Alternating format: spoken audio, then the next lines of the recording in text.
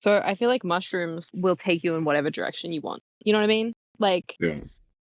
they'll take you into higher states of consciousness or lower states of consciousness depending on what you ask for.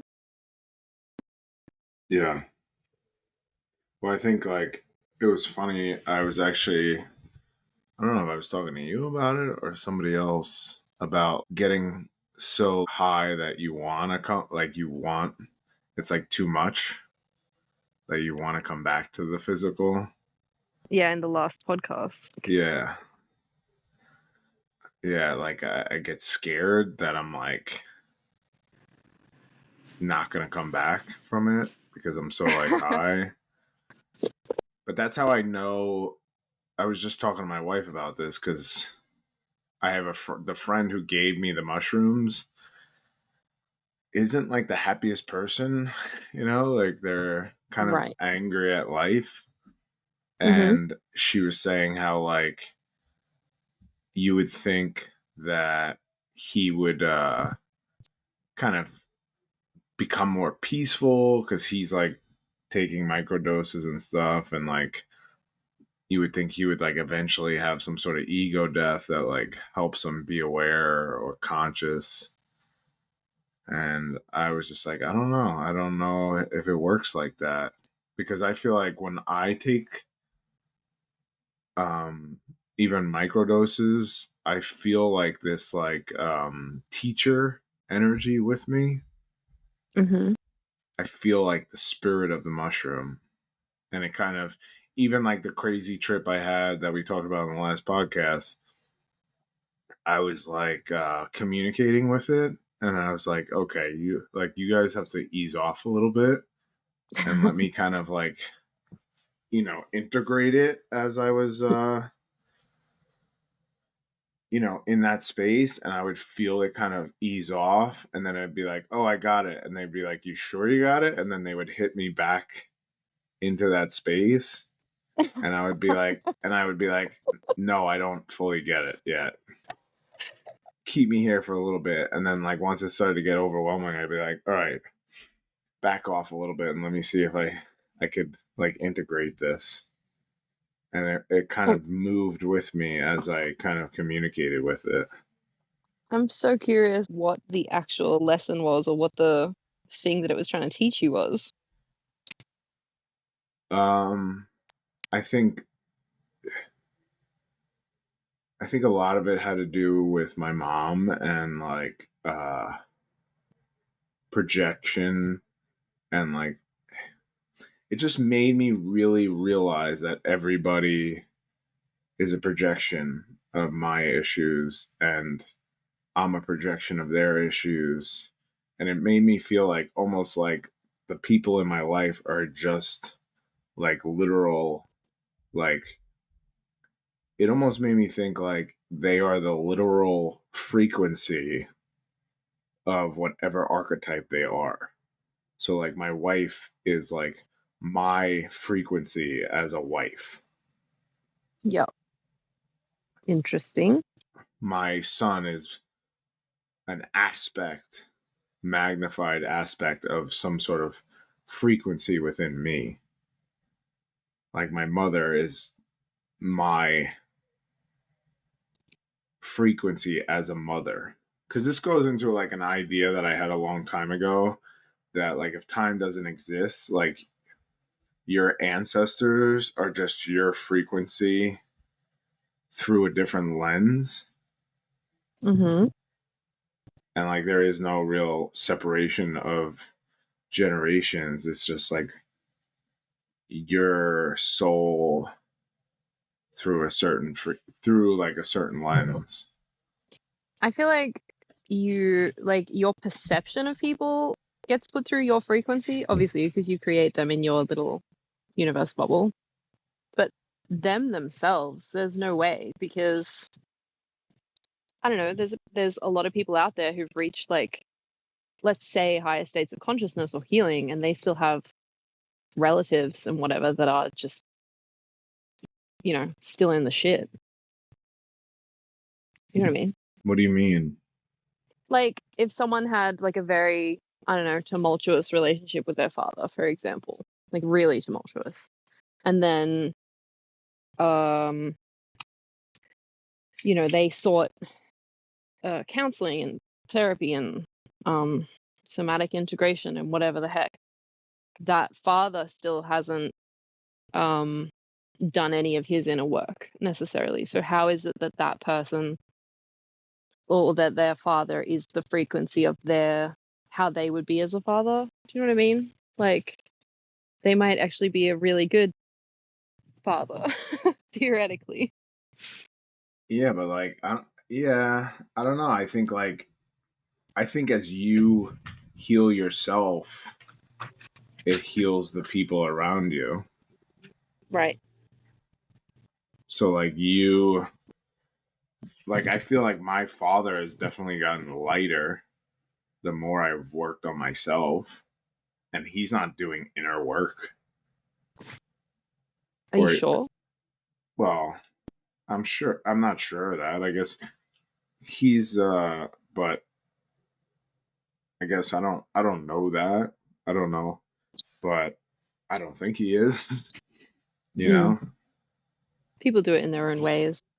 Yeah, I mean obviously like I'm sure as time goes on you learn, like I think you naturally like become more aware of Hmm. yourself, like even if you aren't necessarily doing any specific type of work, you kind of become more aware of like things you view things from a different way. You may learn to have like more compassionate for like things you've done in the past, or Yeah. But but like, I don't know. When you say that, I'm like, oh, I don't think that I would be um even where my mom is at now as a mother. Like, I don't think I'd be that bad. yeah, You know what I mean? Like, I think I'd be a much better father than my dad is. I feel like I'm just shitting all over my family. I don't hate them or anything. I think they've done really well for the hands they were dealt, but I don't know, it's just like it feels not reflective of the level of inner work that I've done and the consciousness that I've found. They have gotten lighter, but that's because of their own efforts. And then that kind of traps you in that loop of like, well, now I need to change everyone around me to make sure that I feel like I'm doing enough. Does that make sense? yeah. See, like I never really, yeah. I don't think I want to change people around me. Hmm. I feel That's like, good. yeah. Well, I feel like I just people are who they are. Like they have their own experience. I don't know. I don't know. Like there's part of me that like wants my mom to feel better because she's like always seems like she's suffering, or at least she's committed to the story of suffering.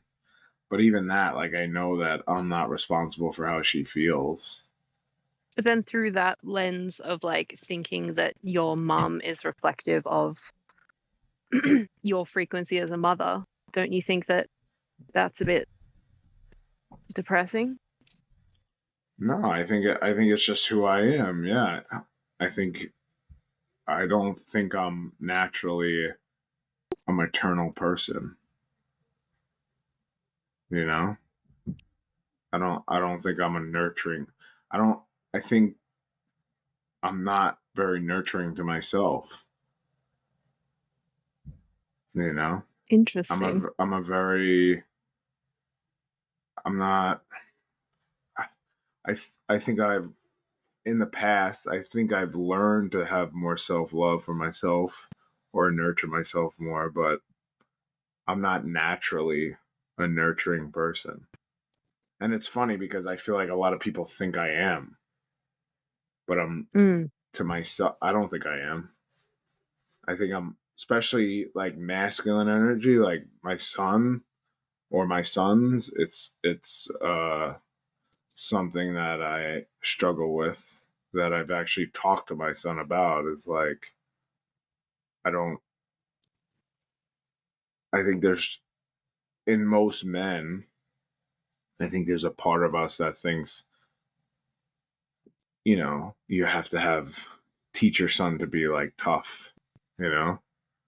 So with that, I think you naturally are tougher on your sons, especially like your first, like your oldest son, Mm, But I'm not saying that's right by any means. I yeah. think it's just something that's like conditioned into you. Why do you feel like you need to make them tougher? I do, to be honest, now I feel like I'm aware of it. Like I don't think it's real, Mm. but it's like something that's like a conditioned thing from like my father that comes up sometimes. Yeah, but we're responsible. Like you can uncondition yourself. Oh, I am. I don't necessarily. So what's the condition? Like what is it that what part of you, right? Let's say Yeah. consciously you don't want to make them tougher. I feel like it's not even necessarily the tougher. It's you don't want them to be a wimp, you know? Uh-huh. What would Or you happen if don't they were a wimp? I think the weak, I think the stronger tend to in this current establishment, the stronger tend to be more successful. I think the establishment's kind of changing, and I think strength is Yeah, I don't think exactly. I don't think subjective. Yeah, I don't Yeah. think strength in the next era is going to be as important as it was in the cross of planning, you It's know? yeah, I've been thinking about you saying these kinds of things and like reflecting on them, and like my childhood was really tough. You know what I mean? Like I didn't get like my parents were not really huggers. There was no kind of words of affirmation. Like I think that the only kind of love language that I got some of was like gift giving. So it's made me very kind of materialistic, although that's Yeah. reflected in my birth chart. And it didn't like for all of their parenting and for all of their trying to make me, I don't know, into the thing that would survive in this world or whatever the fuck. It actually made me tremendously weak as a person and have no sense of self. And even though, my dad was born in 1944 and he was very much like a rub dirt on it kind of person, um, and like toughen up and crocodile tears kind of vibe. I don't know if you have that in America, but it's like a thing in Australia. Yeah. And I don't know, mum like let me have some emotion, but not all of it. And she was very like she's so Saturnian. I think Saturn is like right on her sun. Both of them just like super, super, I don't know, like tough and wanting me to be uh, self-sufficient from a very young age, like extremely young. You know what I mean? And it crippled me. It fucked me up. Like Yeah. it didn't make me a tougher person. It just made me be more of a wimp in a way because it kind of just made me feel like I could be pushed around by anyone. And that's kind of mostly what I've allowed for a lot of my life. And it's been, like 30 years of hard yakka lessons to get past it and actually step back into my personal power and get over all of it. Yeah. Yeah, I mean, I'm not against self-sufficiency. I mean, I'm 100% for self-sufficiency, especially with my kids. Um, my kids were cooking breakfast for themselves when they were like 6, 5 years old. Yeah. Um, and I like the idea, like, I always teach them things that probably most people would think I was psychotic about, like, for doing, like, I, yeah. I think that's the difference is like like your version of what self-sufficiency is like, I'm going to teach you how to do all this stuff and support you in it, and like it could be an activity between us and fun and whatever. Yeah. Whereas my parents were just like, figure it out. Like, why the fuck do I have to explain anything to you? You know what I mean? Like, Yeah. Yeah. yeah, like I guess the goal is the same, but the methods are completely diametrically opposed. Yeah, like my son Luke was using a skill saw when he was like 6 Yeah. with me Yeah, teaching him, like, or how to use it or that's use fine. tools. Hunting, I take him hunting. But I think, I've recently had a real breakthrough with him and just like how hard, like realizing like how hard I could be on him. Yeah. And also like, it's also you navigating the fact that like if like I feel like I'm successful in my own career and like in my life, I feel like I've had a pretty good life and kind of have an understanding like how to navigate the material world.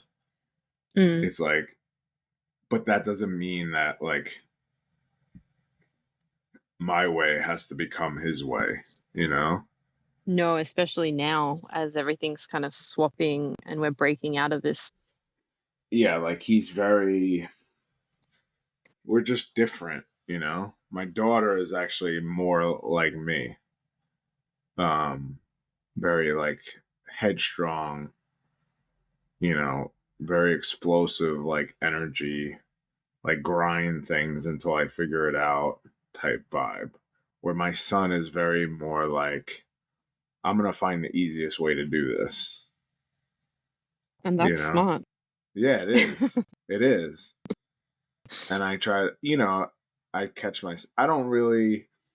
I'm pretty aware with my kids because I feel like I was raised with parents who weren't aware of like how much they projected onto me. So I think like I'm hyperactive of like, oh, like, especially me, like I'm a blue collar, um, you know, more of like a man's man. And you hear people saying like things, there's so much cultural like norms and like how people are supposed to be, you know. And I always try Mm. to be aware that I'm not being like that. Like for example, my daughter is Mm. very physical, very aggressive, very some would say violent, in her You ways. sound proud. I am. And like some people would be like, "Oh, she can't wrestle. She's a girl," or like stuff like that. And I have Yeah. her in everything like that. Like I love the fact that she's not afraid to like try things or do things or be different, Yeah. I feel like what this all comes down to is like allowing each individual to just be whoever it is that they are. Like my dad Yeah. would have loved the idea of me being more tough, but I was a sensitive little soul, Cancer. you know? Yeah. Yeah, Cancer sun and like Virgo moon and all these things. Not that I don't feel like I'm like especially feminine, but I could have used a lot more like love and cuddling and support and Yeah. connection, and I just didn't get it, you know? Yeah. And So, well, my daughter's a Virgo moon, but she's also a manifester. ooh, yeah. So a long time ago, I just made a post about like manifestors or something, and somebody like messaged me like randomly and was like, "Just please like let your daughter be who she is." She's like, "I was a manifester and my parents like tried to condition me, and that's like the biggest no with manifestors Yeah. because they're the ones like creating the new world." So it's like you want them to be who I they don't, are. I don't know about that, but I certainly agree with wanting them to be who they are, for What do sure. you mean you don't know about that? Well, I don't know. I just feel like we all create the new world. Well, I guess they're supposed to be kind of like what the guys or like how it's gonna be built. No, like, I feel like that would be more like projector or mangen type, maybe. And like manifestors to me anyway. I don't know. Like, I'm not super into human design, but manifestors feel more like they rip ideas out of the ether and they just like initiate them. Which, yeah, like, certainly they can seed a lot of ideas. I don't know. The reason I kind of bulk it is A, I feel like it's a group effort anyway, and B, um Ra himself, like the guy who channeled in human design, was like, it's all in the hands of the generators. Like, where because we're the I don't know, I guess the frequency beacons in a way, like we really um carry the energy for the collective. But that being said, like, I just don't think it's like a one man kind of show. No, but I think like they are like kind of the ones who are supposed to be like the most like they're kind of like the originators. So it's like you want them to be like most authentic, I guess. Oh, Like they're the yeah, ones well like they're the ones who kind of like set the trail, you know? yeah, So it's like I feel like you want them to kind of be authentic cuz but they're also going to be like they might be like a little offbeat because they're the ones like bringing in the new ideas. yeah, So it's like if you're conditioning somebody like that to like be more in like an older mindset, it's like you're blocking them from kind of yeah. doing what they're supposed to do. My ex is a manifestor, and his dad especially, like, uh really conditioned him, like made him just be nothing. And in the name of like toughness and obedience and discipline and all those things, and he's had a very hard time deconditioning. Very, Yeah. very hard time. And he had like years with me, um like actively guiding him through it, but because he always wants to do everything on his own, he couldn't take a lot of it on board. And then even then, um kind of struggles with it because of the conditioning of his dad. Like, it's just such a double-edged sword Yeah. of um self limitations.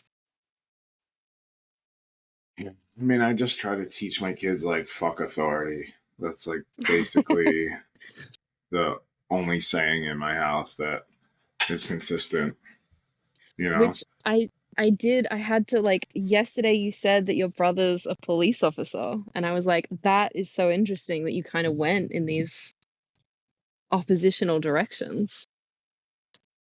Yeah. I mean like I have like uncles who are police cops, retired cops. My Yeah. great grandfather was a retired like NYPD. He was like one of the first, you know. So my brother always wanted to be a cop since he was a kid. So your family seems to like the idea of authority. Why did you end up so different?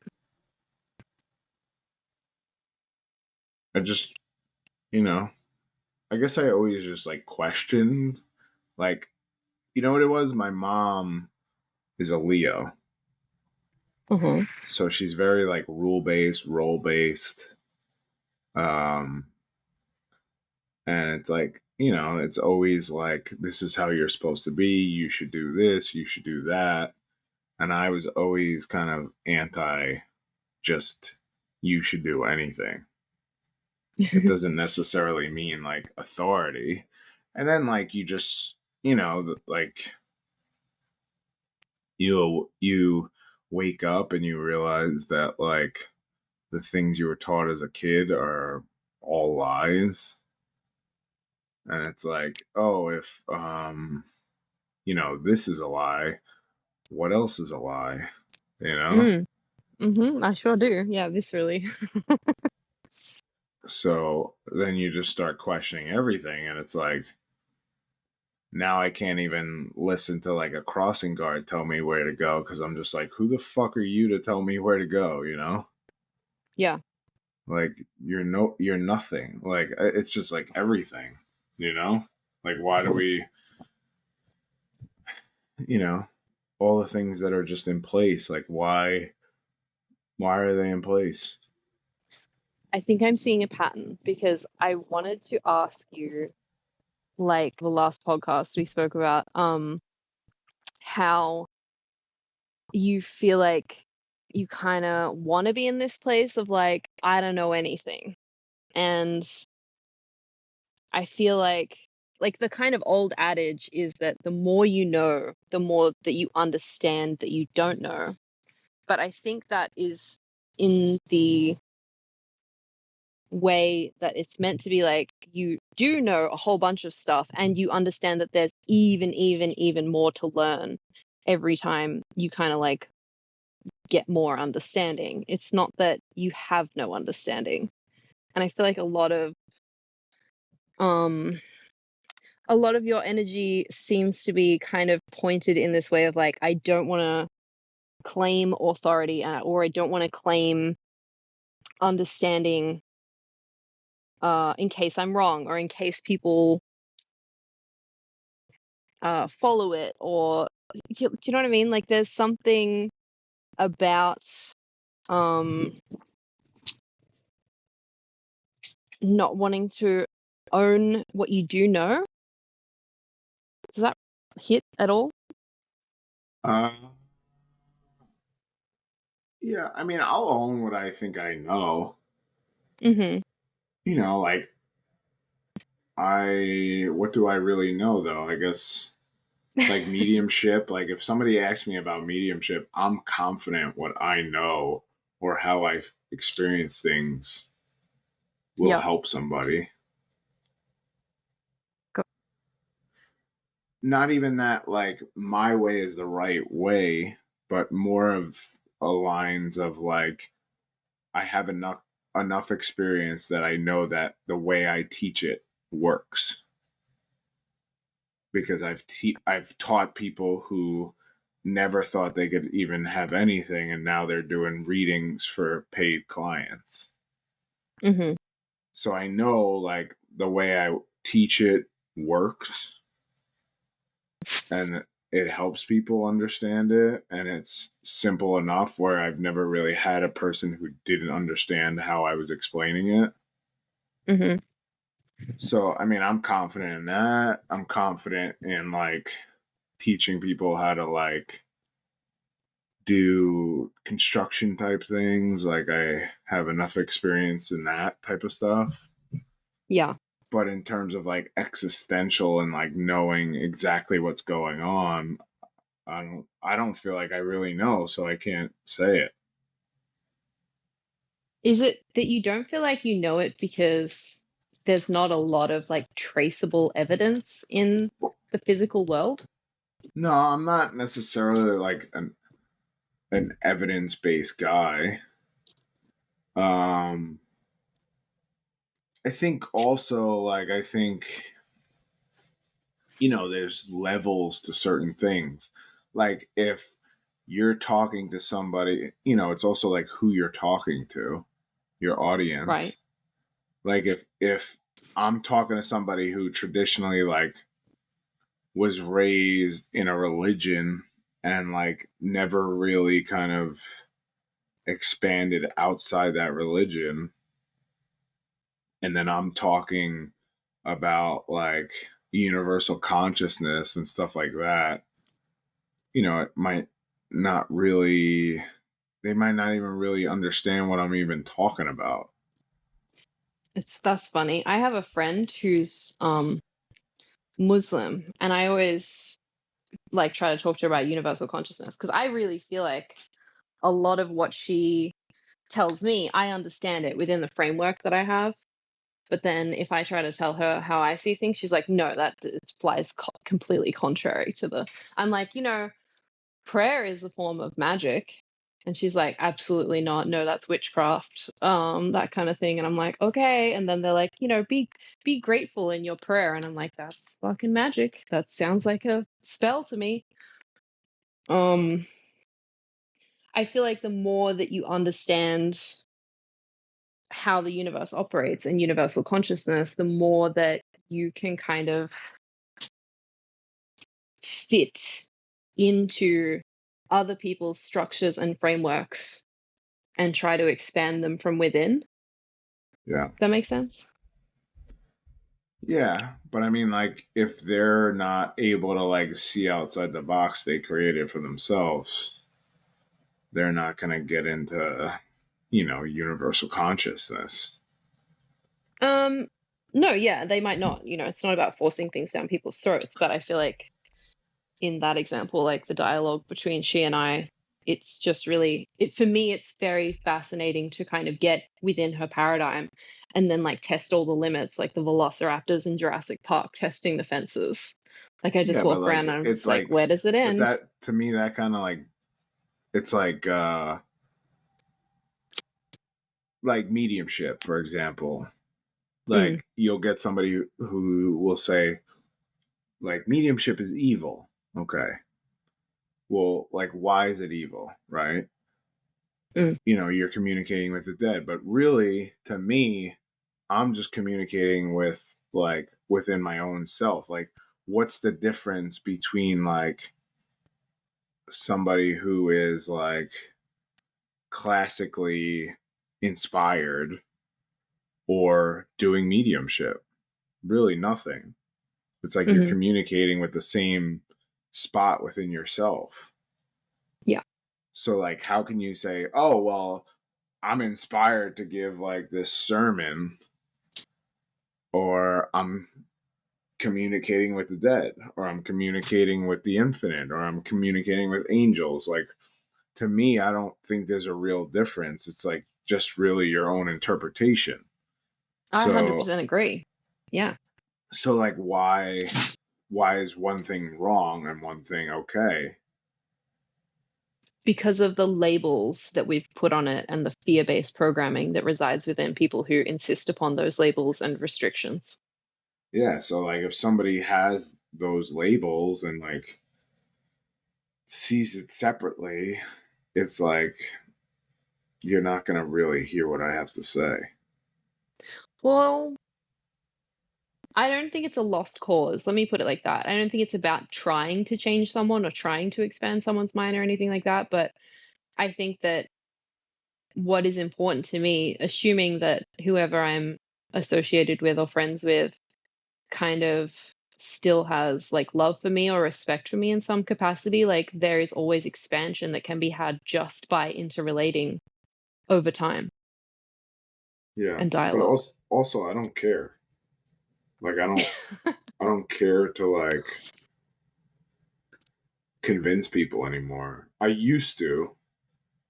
I think when you first wake up and you have like this, like, I remember like doing mediumship or like practicing with people and like feeling like I'm on ecstasy. Like, I'm like, wow, this is like the greatest thing ever. Like, everybody has to feel this, Mm. like, don't you know this is like just right at anybody's fingertips? Like, because I thought, everybody can learn mediumship. Like, why wouldn't everybody want to communicate with people that they've lost? You know, especially people who are suffering. Somebody, somebody who lost a son or a partner or a child. It's like, why wouldn't you want to do this? Well, I mean, people don't necessarily like, I feel like a lot of the fear comes around feeling like they might be gullible or tricked or trapped or any of those things, which I'm sure you can empathize with. And then the other thing is like carpentry feels great to a carpenter. You know what I mean? But that doesn't necessarily mean that he's like everyone should be making tables. Like Yeah, it's just that mediumship's your special thing. Like, and there's other mediums out there, sure, but like when we talk about like channeling, we're really talking about the gamma state, which is you being in a state of like play and being in the moment, and everyone has their own particular thing or set of things that feels all glowy to them for doing it. And that's not necessarily going to be the same for everyone. Like I might pay, I don't know, someone who studied human design to tell me about mine, but that doesn't necessarily mean that I need to learn it because it might not light me up to learn all of the ins and outs. See, I strongly disagree with that Why? because I feel like you're comparing carpentry to like communicating with like your God self. Like, I think that whole aspect in life is like really everybody's goal. And then like the I carpentry is really just like the way it may come through you. You know, I like don't think it is everyone's goal. I mean, I'd like for there to be a world in which everyone's clicked in and talking to spirit and like associating with themselves. Like I think that the world would be a better place if it were like that, but I just feel like we come to earth for different stages of evolution. Like I feel like people step off the ladder at a certain point. That's why there's gurus out there who kind of get a level of consciousness and then they go, okay, I know what I'm talking about. And then they stop like expanding. And there needs to be people who get off on certain levels because otherwise there isn't a ladder almost. yeah, but why do you need a ladder? Like, why do you need like a hierarchy? Well, I'm like, not saying like it's a goal in the sense like, oh, you need to work towards this. I'm saying like, there was a Lakota medicine man named Jim Foolscrow, right? And he wrote this book. And I work with somebody from his like direct lineage, and he used to call it the hollow bone. Okay, so it's like you become the hollow bone in the sense that you clear everything out of you that is kind of getting in the way of like the divine God self come, like you're the vessel, and then like you have this like operating system that is like your energy, and then this like you allow like the more you clear yourself of like these like conditions or these thoughts or these programs, the more like the wholeness or the fullness of who you are can come through, and then yeah. express it however you express yourself in this life, whether it's podcasting, whether it's carpentry, whether it's writing, whether it's mediumship. It's Hmm. really not about like the actual mediumship. It's more about the ability to like allow the fullness of who you are come through you. That was my whole point. That's What do you literally mean? what I said before. Like the carpenter feels glowy doing carpentry and the medium feels glowy doing mediumship. All right, well maybe I put it more simply. Okay. Um All right.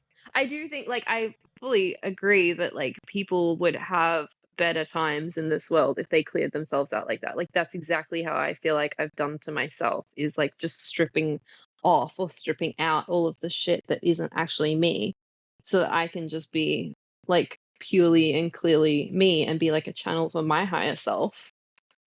Um but I don't necessarily know if it's like productive to be expecting that of everyone.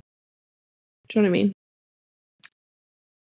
I'm not expecting anything. I think that's the like natural progression of Yeah. this reality. I don't like I Yes. think like all these intuitive pulls are just like your unconscious way of like getting to that. My whole point is that, like, in this lifetime, I fully believe and feel that I was meant to go from like completely unconscious to completely conscious. But I'm feral. Like it's the second I had like a hint of blood in the water, I went in for the kill. You know what I mean? Other people aren't built for that.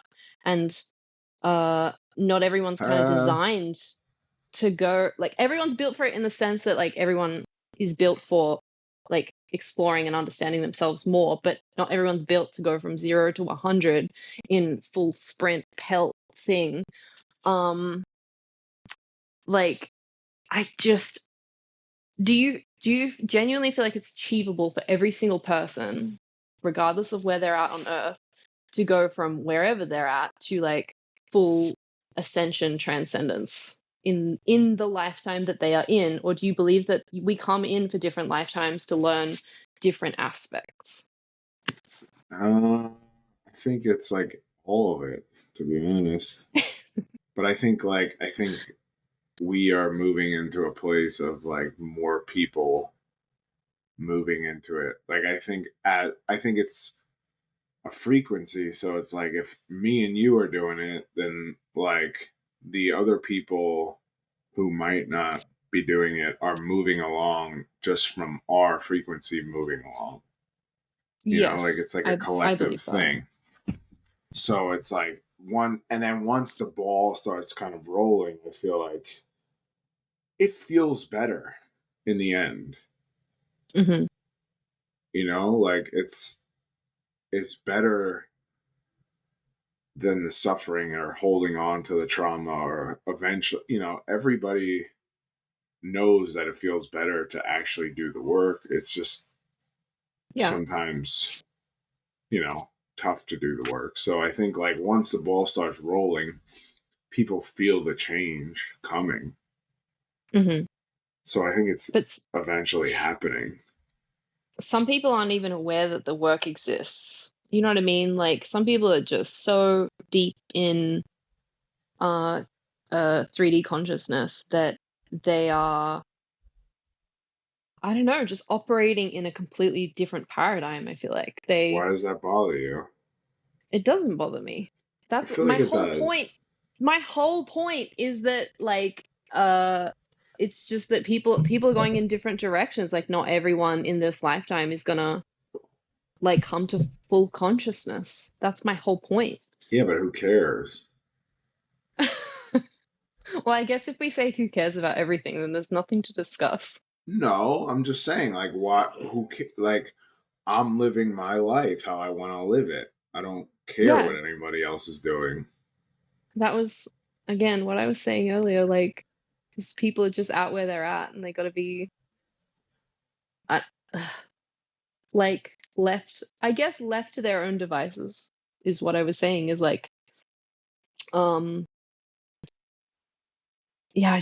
I feel like it's all so overlapped the lifetimes that we come in for. Like, I'm coming to an understanding that at least in this life, I'm meant to be integrating all of the stuff, all of the kind of skills or lessons or anything that I learned in other lifetimes. Like I feel like I'm integrating my like my soul's other selves in different periods of time, in different genders, in different roles for society, and bringing them all into one so that I can serve the collective with it.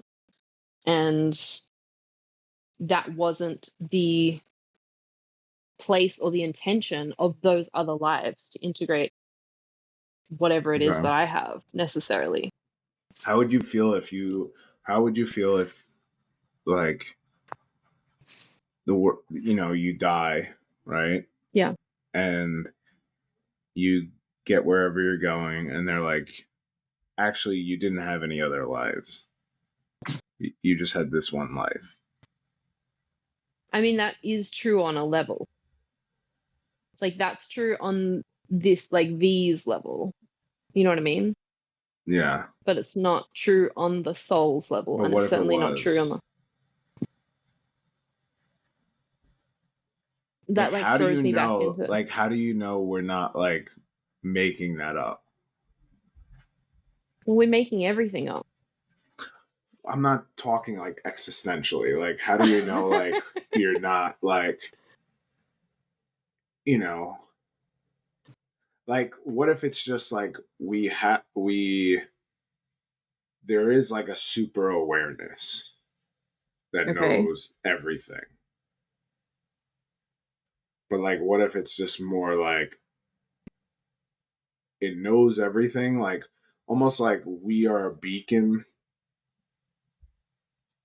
to this like super awareness that like knows how to like, it's like, think of like AI, like a note, Yeah. but like think of AI 1,000 years from now, like how advanced it would be.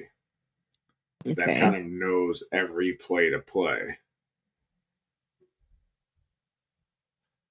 My point is like, how do we know we're not just connected to this like super consciousness that knows exactly how to evolve us through this life?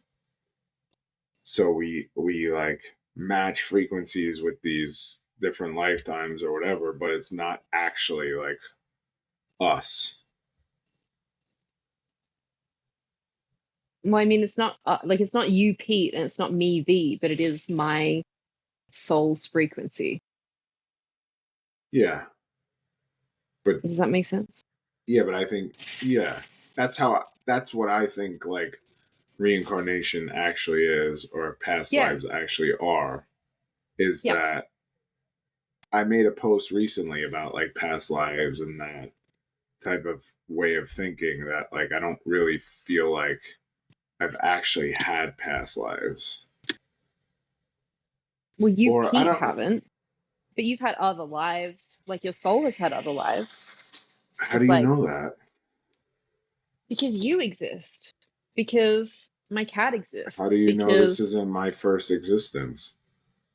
it is your first existence as Pete, but it's not your first existence as a soul. There's no way you came in with the um I don't know, the natural skills and abilities that you have without having learned to navigate. Like you don't just come in and be born amongst a family of people who are like really into the idea of authority and want to be all these authority figures, and then just like naturally just find yourself completely in opposition to that and breaking the family pattern. Like it's just uh, souls come in with What if I'm like God's new prototype soul that like comes with the natural upgrades? I feel like what you're kind of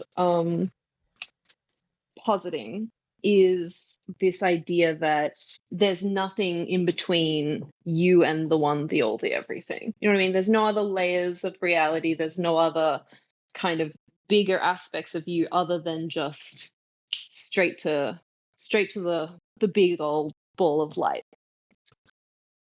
Uh, yeah, Are you trying to I don't, collapse every dimension in reality?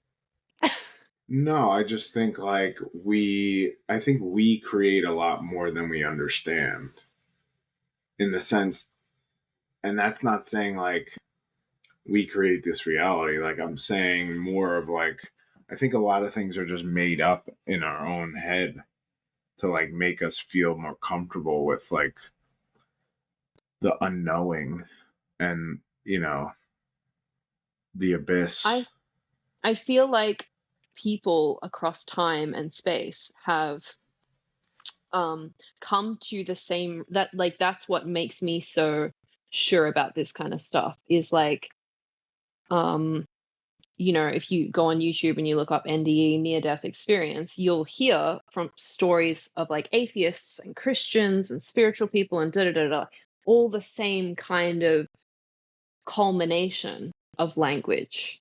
Like there was a Christian, I watched one with this Christian woman who was like super judgy, like, the kind of stereotypical um nasty Christian who hates gays and all this stuff. And she had a near death experience. She died. She lived through an eternity of hell, is what she called it. And then she came out of this hell experience and then was greeted by like beings or whatever, like spirits. And they were like, yeah, the only reason you experienced that is because that's what you believed would happen after you died. And because you were judging all of this stuff, you had to be punished for all of that stuff because you were like, inadvertently doing it through your shadow. And then she has the same experience that everyone else who has NDE's experience, which is just like, by the way, you're just an aspect of God and we're all here to like learn and experience and do things. And it's not nearly as serious as you've been led to believe and blah, blah, blah. Like people with different, completely diametrically opposed understandings of the world all come back with the same kind of stories. But I guess from the perspective that you're creating everything, all those stories could just be imaginary and made up too. So Yeah. Yeah, I do. I think yeah, I think about that a lot. That like maybe it's just all our conditioning and our brain is just like aware and we just make up these stories to like comfort ourselves because like the real like super consciousness is like terrifying.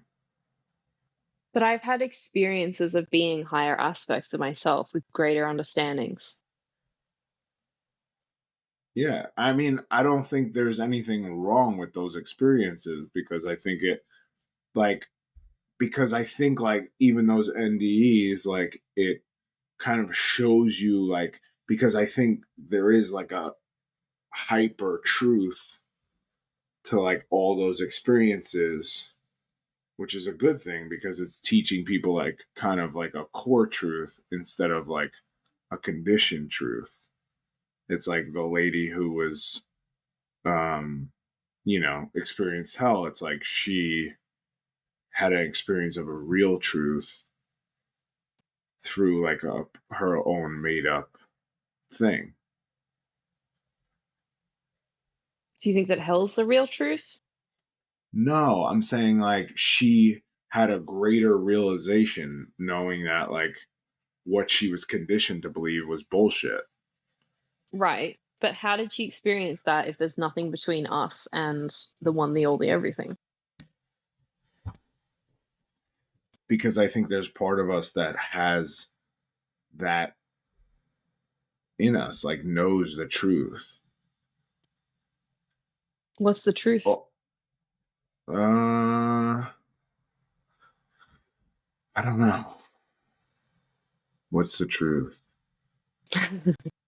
I think the truth is that like we're back to like what we were talking about yesterday is like it's just about the experience and we create these like illusions for ourselves to have like a greater experience.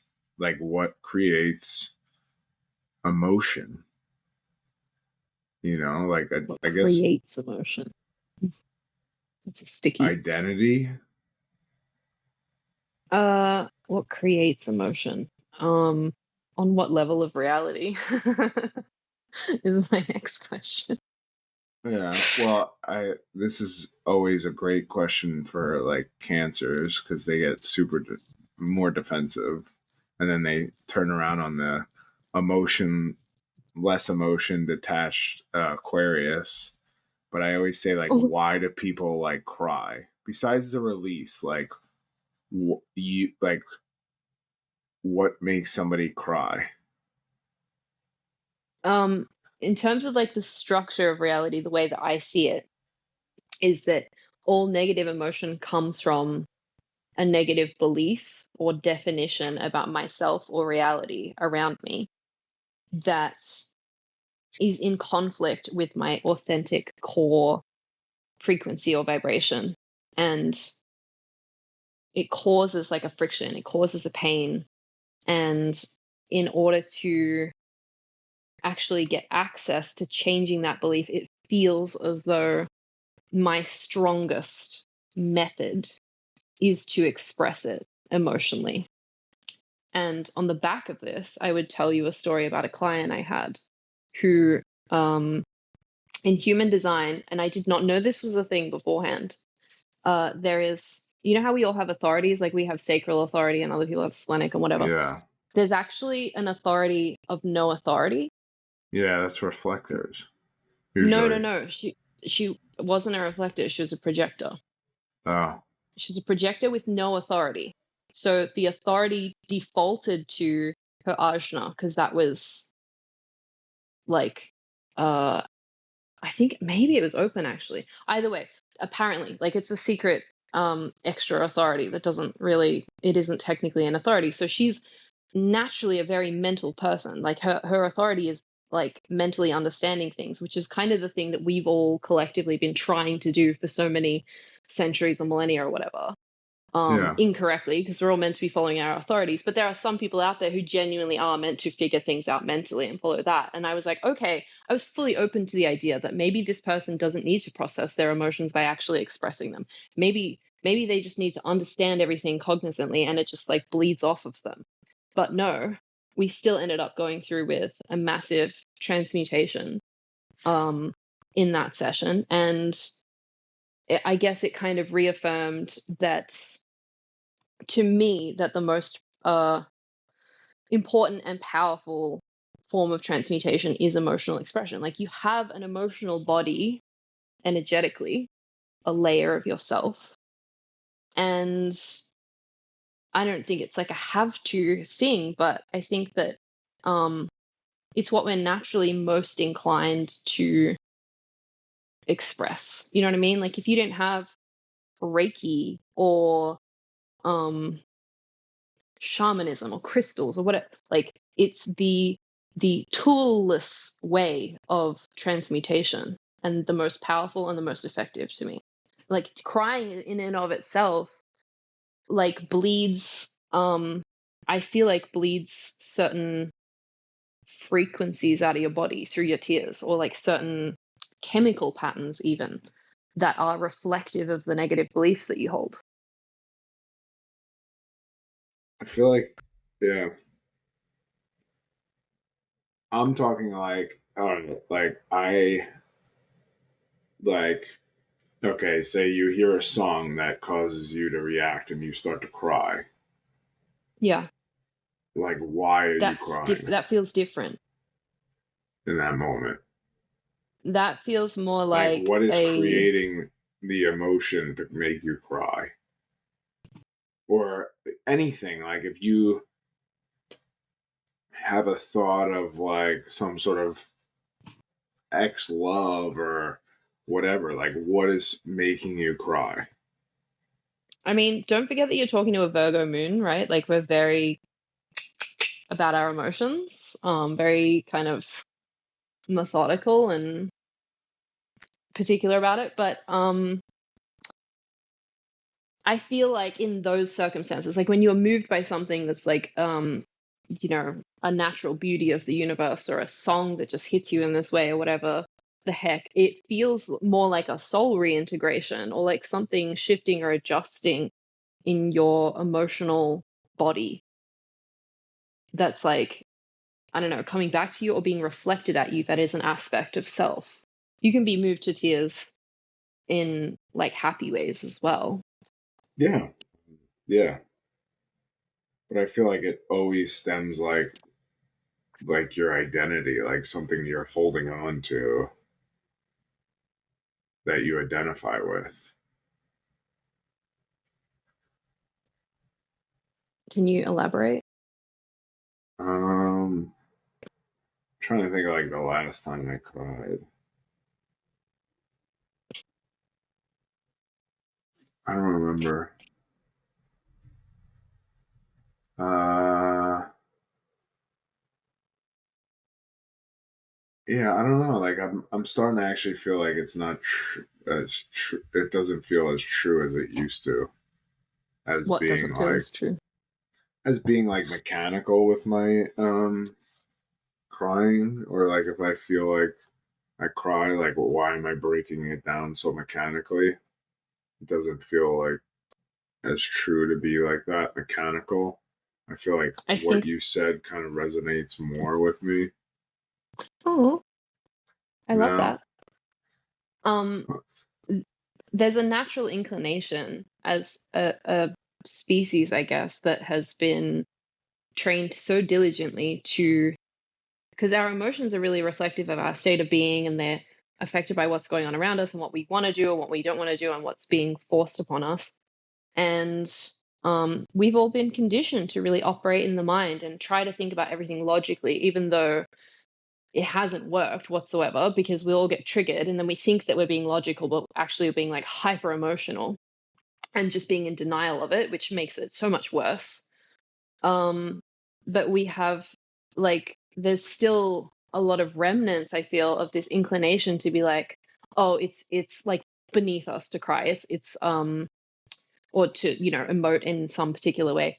Uh it's less than, like, it's so much higher and more logical to just be like unaffected and unemotional. And I think that uh when we try to replicate that, it always goes in the opposite kind of direction. You know what I mean? Like, I think stoicism, and I kind of um don't like how people have interpreted stoicism and trying to, you know what I mean? Like trying to be in control of one's emotions and like not be affected by things. Whereas I feel like when I read a little bit into it and what inspired it and the people who had written the kind of books on stoicism, it's almost like they were talking about the end result of a particular level of like enlightenment or awakening, in which you've processed all of your negative beliefs and then you are naturally not affected by certain things. But people have taken it and twisted it into this thing where it's like, no, I have to reject all of my emotions to be like above them. But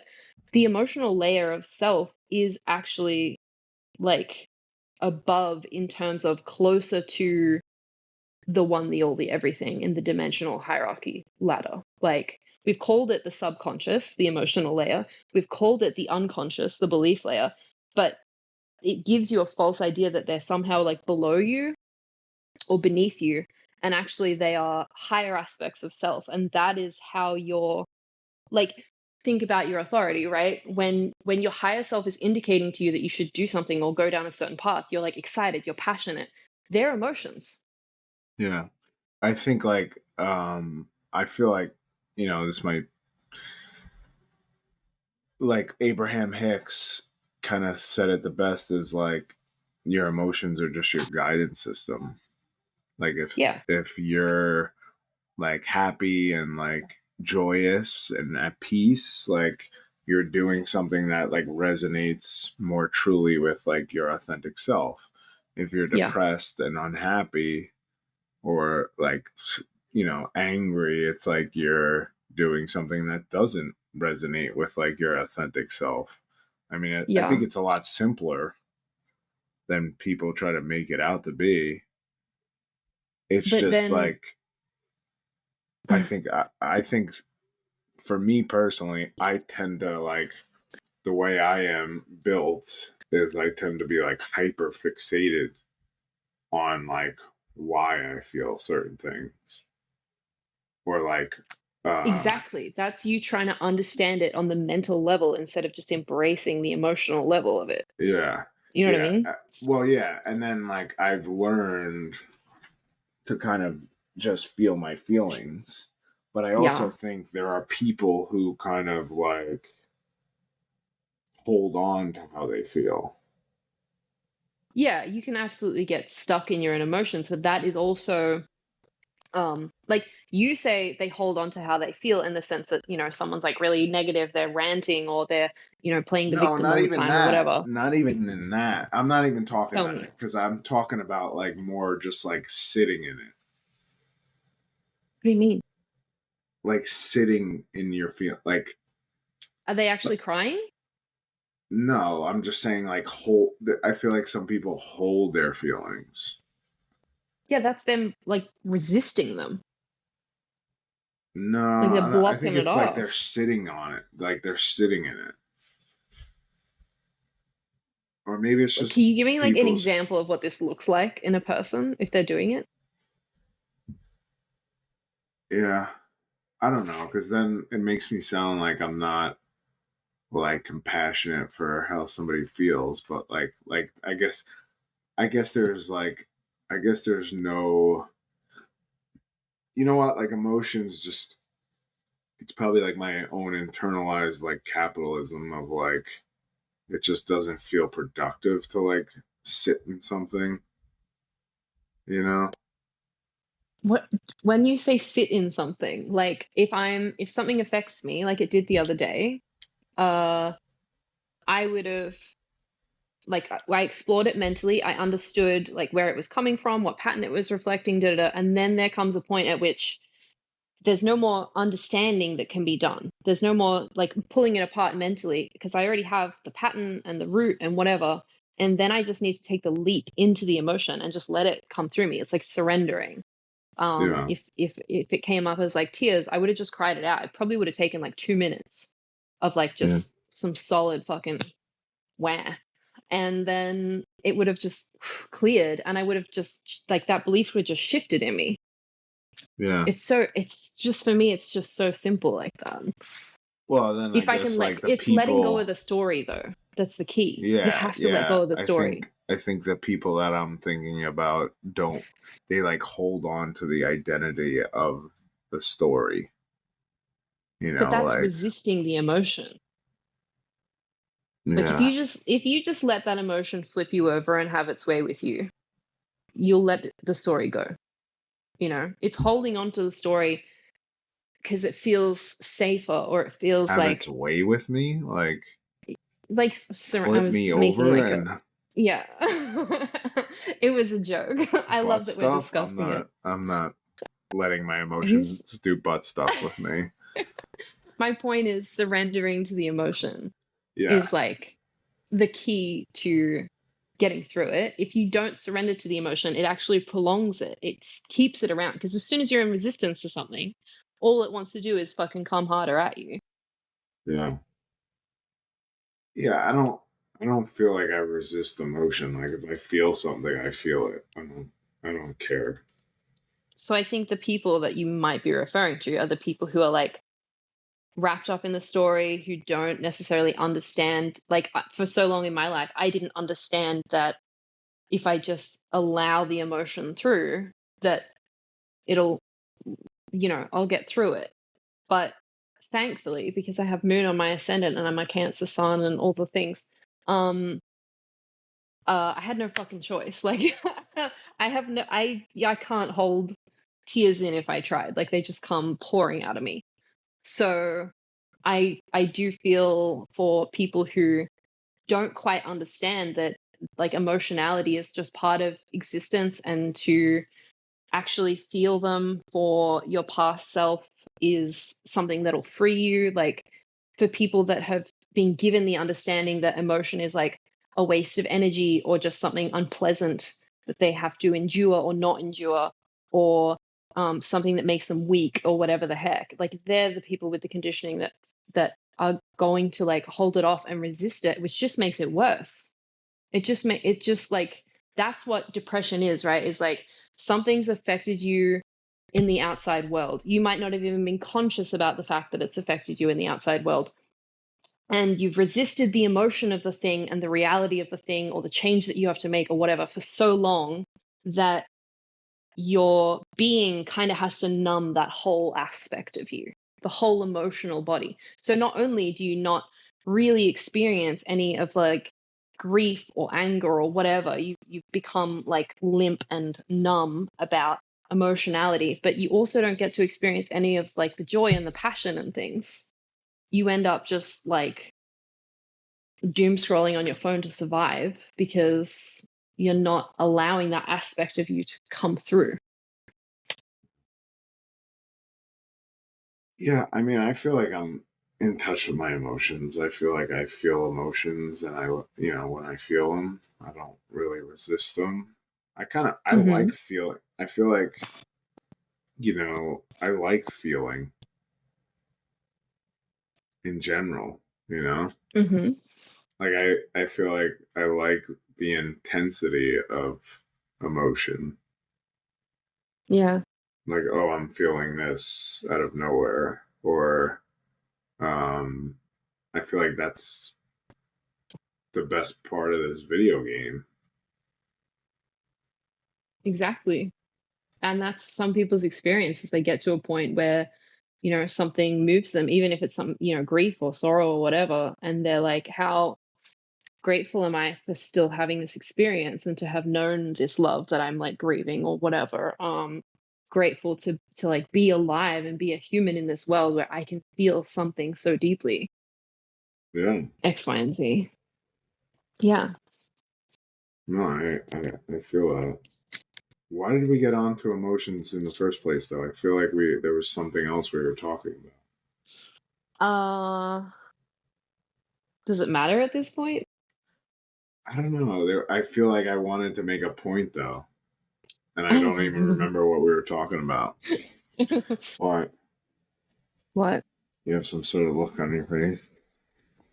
I'm just tickled. I'm tickled that you were like, actually, your thing resonates more than my like mechanical way of thinking about emotions. I'm like, thank you. Oh, Yeah. that's the good shit. I just always think like why, like what creates emotion within us. On the physical level, neurotransmitters and hormones. On the mental level, it's the kind of thoughts and stories that we repeat to ourselves. On the emotional level, it's like the wave of energetics that goes through us and touches us. On the belief level, it's the negative aspect of belief of self. On the individual soul themes level, it'd be like the themes that you're here to explore. On the collective soul level, it would be the collective themes that we're here to explore that you might be partaking in particular ones of. And then above that, it'd be like whatever your higher self wants to experience. Is that mechanical enough for you? Kinda. Um, yeah. I don't know. Because I always feel like I'm very uh, at peace. Hmm. Like and people always say like people always think I smoke weed or like I'm like a burnout because I'm very like, just Your like, voice is very like, yeah, man, like very kind of is it? stable. I don't want to say Yeah, monotonous because man. it sounds, Do yeah, I really like, no, I sound like? don't, you don't speak like that, but the voice is very like, I don't care. Like, it's just so nonchalant. Yeah, Uh, that being said, right, peace is the theme, like the self theme for manifestors, like being at peace. Generators are meant to feel satisfied. We're meant to feel like at the end of the day, we go to bed and we're just like, fuck yeah, that was like the best day ever. I'm spent. I'm so ready to like sleep and just do it all again tomorrow. Like that's like that I love that feeling. feeling. I love that feeling. Yes. It's like one of my favorite feelings, and I feel like I really get it in the summer, like when I'm hot. Like if I Mm, worked and like was very busy like all day, and like you're like hot and like burnt out, and then like hmm. you just like go into like the air conditioning, and it's like you're just like, oh, I love being. See, like this is why like there's a very contrasting thing where I like try to like self love and nervous system love, but I also love being like burnt out and worked to the bone. Yeah. No, that's a generator thing. That's perfectly fine. Yeah. 100%. So I think, like, I fully believe that you have found like you've created a lot of peace in your life. You've done a lot of the inner work. You do have this level of like serenity or, um, being able to roll with the universe and things like that. And also, I think that you've confused or like kind of overlapped the feeling of like peace with the feeling of like, well, I'll just choose to not care about the thing and then it'll be fine. Like it feels like Yeah. a very mental kind of like, no, I'm not going to let this bother me. And that is actually holding off the deeper exploration of self in certain aspects. Like, right, this isn't an on and off switch. Like we all just have like 1,001 little things to integrate. And I think it's a default for you to kind of just go limp. Yeah. Yeah. I think it totally is because I think my my mental way of viewing any sort of um confrontation or any sort of, I feel like I'm very strategic with who I am. Mm, So I think a good strategy is really not showing. strategy. Okay.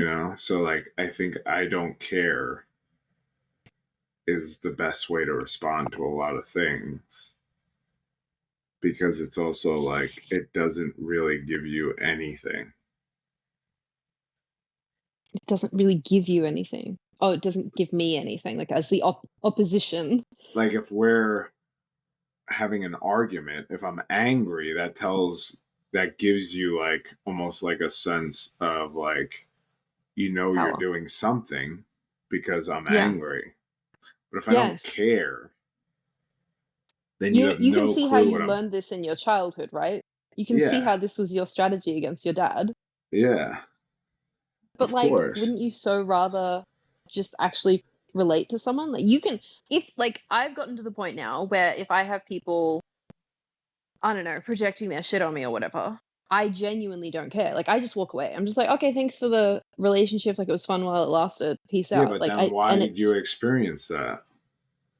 what do you mean? Why did I experience it? Because it like you come to the end of relationships and it's because like you've grown and they haven't or whatever. Yeah, I don't know if I buy that bullshit. What do you mean you don't know if you buy it? So you have to just be friends with everyone you've ever met for the rest of your life? No, but I'm saying like you're experiencing that. There's something there. It's not, you're not just like experiencing, you know, you're not experiencing strife for no reason. Like there's something there. But the thing is, like, A, I agree. But the lesson for me in those instances that I'm thinking of was that I need to be prepared to walk away from people who can't see me clearly. B, because I've had like such a resistance to ever letting go of anyone or like ending a friendship because it always felt like I was fucking harming them in some way. Um, B, it didn't really register as strife. You know what I mean? Like if there's anything that I need to integrate, I integrate it, but that doesn't necessarily mean that I need to stay in contact with people or trying to explain myself to them. And and it wasn't strife. It was just like, I just don't feel like there's any more that I can relate with this person that isn't going to be holding me back from further growth with theoretically different people. Yeah. I don't know if I buy that. I think like you're experiencing it like, yeah, I guess maybe that's just how like, maybe I just want things to be good, like, What do you mean? well, like I want things to feel good. Like I grew up in strife, so I know like uncomfortable environments, and I feel like I'm very comfortable where most people are uncomfortable. Like I remember doing work with somebody who was uh also like some sort of intuitive. We were doing some sort of clearing or whatever, and she said, I always see you like in the underworld, and you're very like at peace there. Hmm. So I feel like I always had like uncomfortable environments. Maybe I just like always am trying to achieve more like better. Like if there's an uncomfortable situation, I want to figure out how to make it comfortable. Right, but how is that like I feel like that's flying in the face of what you said about I don't know, having an argument with someone and then just being like, I don't care, and like giving them nothing, even though like I feel like that's a false sense of comfort. I feel like the comfort is coming from because they don't feel like they have power over you. But that's so relating, like that's so being involved with how the fuck they're perceiving reality rather than how you're perceiving reality. I'm not saying it's like necessarily a bad strategy because I also don't believe in like reacting to people and giving them that power either. But um it's not enough. Like that for me is just like the first step. You know what I mean? And I'd so rather find the vulnerability in myself and understand why it is that I'm having the reaction that I'm feeling like I need to hide anyway, and then get to the point where I genuinely don't have any desire to react. I'm just like, okay, well, have fun with your like thing that's going on here. I've done my work, and now I can just tap the fuck out of this. You know what I mean? It's just buying out of like karmic loops. Yeah.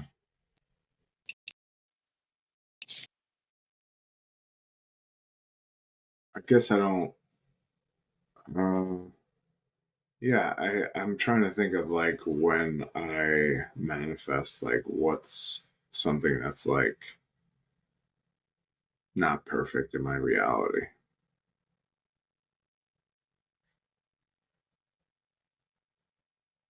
I don't know. I think it's hard to kind of see that sometimes for me, that because I'm so used to just being like, it's gonna work out, or I'm gonna play the I don't care card. So sometimes I feel like it's harder to see like what you really care about in a way. Yeah. You get so used to like being like I don't care. I think that's like, it's kind of going around the manifestation circles. It's like if you just don't react to stuff and then you buy into like the stuff that you do, like, yeah, more good stuff will come and the bad stuff won't necessarily amplify in your life. But my method is so much about like completely neutralizing the negative stuff, even kind of coming in or like having any purchase on me, any grip, any way into my aura, Yeah. I guess. But there's also people who Uh, are like in their car, living in their car, and they're like, everything is gonna work out for me. And it's Yeah, like, and I feel like that's a good mindset to have, but it's also see, like if you're in I was saying that's denial. ridiculous because you're like living in your car. Obviously, it's not working out for you. But people go from living in their car to like having fully functional lives in a matter of months if they can get like a grip on themselves, so to speak. Yeah. It's just I'm that not saying like, that's not possible either, but it's like I think you have to be aware of like where you are in order to like move, from it. I don't know. here's what it is, right? Because I've said to myself 1,000 times, oh, everything's going to be fine. And I've tried to use that as a method of like just not buying into the emotional story that's being told in my, negative belief system. And I'm trying to like believe in how the universe genuinely works. But like, my past and my trauma or my beliefs or whatever are like flying fully in conflict with that. But I don't have any, um, I don't have any of it. Like Jupiter's conjunct my Mercury. My mind is like strong as fuck. Like it just fucking goes. It runs. And my moon's on my ascendant. I don't have any hope of like just ignoring those aspects of my beliefs and just focusing on the positive ones. Like I feel like I have to just go through with the stories, the negativity in order to find the root of the problem and then fucking pull it out by the root. I know that some people do navigate life of like, well, there's this possibility that I don't want to happen, and there's this possibility that I do want to happen, and I'll just focus on that and ignore that, and it'll all work out, and it does. I can't fucking do that. like, Yeah. I cannot do that. It just takes over. So I have to just, it's almost like I have to beat it to the punch. Like I have to get ahead of it by feeling the shit stuff so that it doesn't actually manifest into my life. And every time I try to just ignore it and avoid the emotion that's coming up, the shit stuff manifests anyway. Yeah. See, like I feel like even trying to call things back, I feel like as I've kind of grown, I feel like I'm very much more in the present moment. Hmm. So it's like I don't like even talking to you. Like I can like I always kind of more and more. I feel like I feel my full body, and I'm like here. Hmm. It's like hard for me to even like get out of that space. Uh, you, you don't need to get out of that space. I don't think. Isn't that the goal? To just be like living in the moment fully? Yeah. Yeah. No, I know. So, because I'm trying to like think about experiences, but then like I'm like here. I don't know. Well, like as I've gone through and like uprooted all of my negative beliefs, I do find it hard to like recall them. You know, they just don't come up so much. So when they do come up, I'm like, oh, okay, I'll just go back in, fucking pull this one out, and then that won't come up. Like it's just a process of like weeding the garden, so to speak. Yeah. Um, and that's pretty much the only time that I'm like pulled out of the present moment is when like a negative belief is either having me project into the future in like an anxious way or be like lingering on the past. Yeah.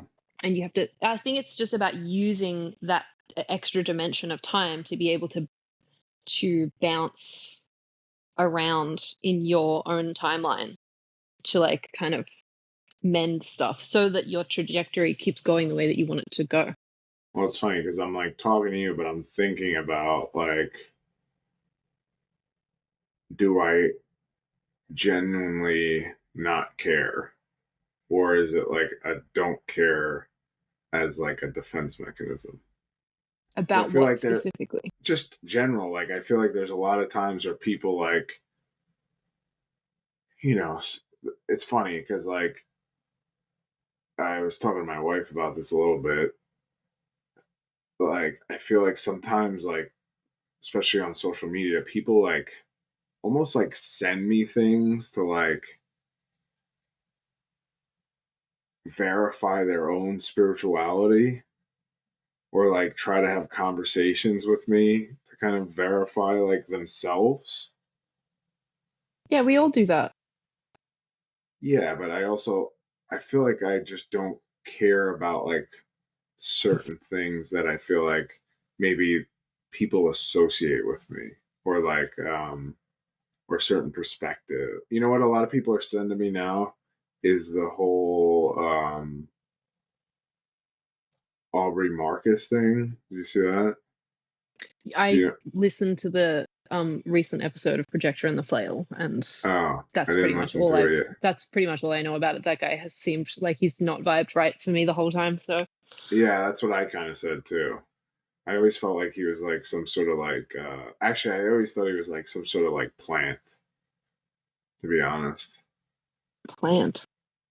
Yeah, because he was just like brought into like Joe Rogan and he was talking he was like honestly, whether people know this or not, like I think he was like kind of one of the kind of godfathers of like ayahuasca in terms of like the West.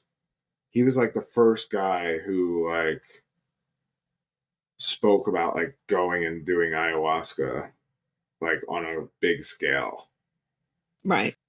you know, because I remember Okay. I used to listen to his, you know, because he first came on like Rogan when sort of like when I was first starting to wake up, and he was like the first person I ever heard talk about like ayahuasca like publicly like that.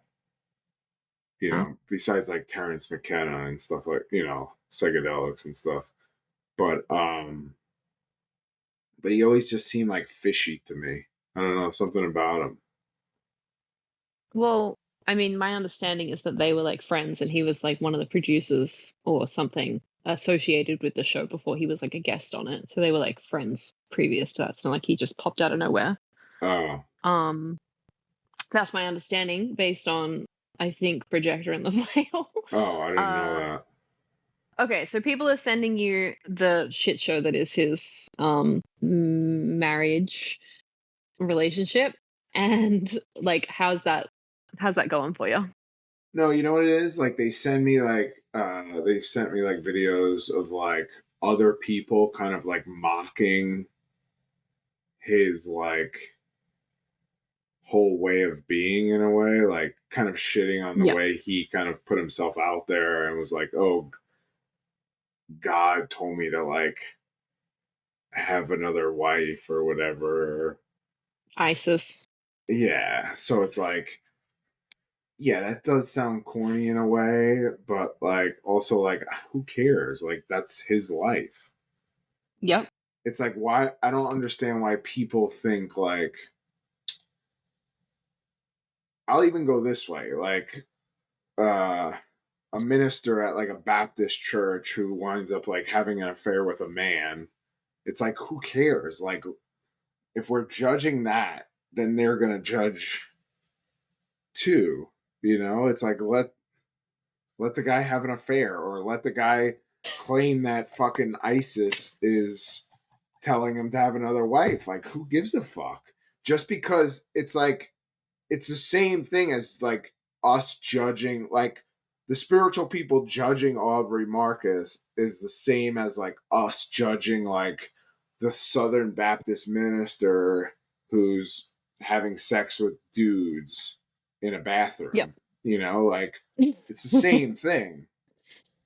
I think what we're judging collectively is often hypocrisy and misalignment and or inauthenticity disguised as authenticity and all of these things, which only to me at the end of the day makes it less safe for us to acknowledge when we're doing those things. So the second we get into judgment, even if it's like fun to gossip or to kind of pull someone apart or shit on their choices or shit on how they are unconscious to themselves, it's like all you're doing when you have any aspect of judgment is ignoring your own shadow and making it less safe and able for you to self-reflect Yeah, but you because don't think he knows that he's being like, his higher self does.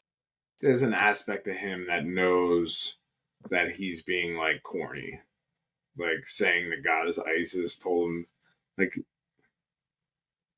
But like uh, there's an aspect of us knowing that we're corny in ways. You know what I mean? Like yeah, every time that we've made unconscious choices, there's an aspect of us that is consciously aware of the choices that we're making. But it doesn't feel like when you're buying into the storylines, you don't. I think you feel it on like a cumulative aspect, but I don't think you feel it as like like all of the decisions that I've made out of unconsciousness in my life were motivated by fear and or whatever negative beliefs.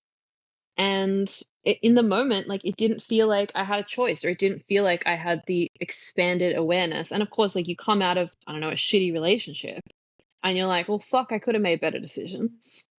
Or I didn't need to like actually stay with that person for so long or whatever. But it's like we're all learning. Like you said, like who gives a fuck? I get what people are saying about like we shouldn't have, I don't know, spiritual leaders now. Yeah, there's so much spirituality going on. There's so many people getting on the bandwagon and saying this is how I live my life and whatever. And like ultimately at the end of the day, um, everyone's just living their lives and this idea that we need to like vet everyone and make sure that the only people who are leading are like completely perfect in every fucking way only gives us um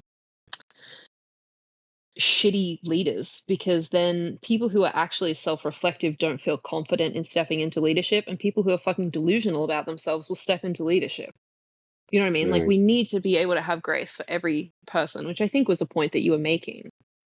yeah. Um I don't care like what. Really, I think it's also like a freedom thing for me. Is like, I don't care what you're doing with your life. Like, yeah. be Yeah. free. Like, you know.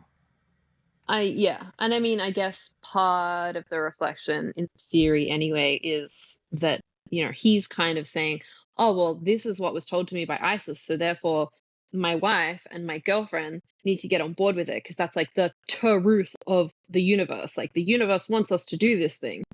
Mm, Whereas like, you know, everyone's relationship with spirit is their own. And just be like, if you had like some vision from fucking Anubis and Anubis was like, hey, fucking move to Texas. I don't know. And you were like, don't really feel like doing that. Like you're meant to be the authority in your life, right? yeah. And even if you wanted to do that and you were like, yeah, that's a great idea, it doesn't necessarily mean that your wife has to follow you or move with you or whatever. Just like it's all a personal choice thing. And I think that's what they're learning in that is like, um, you know, just because my spirit guides say that something's right for me doesn't necessarily mean it's right for you.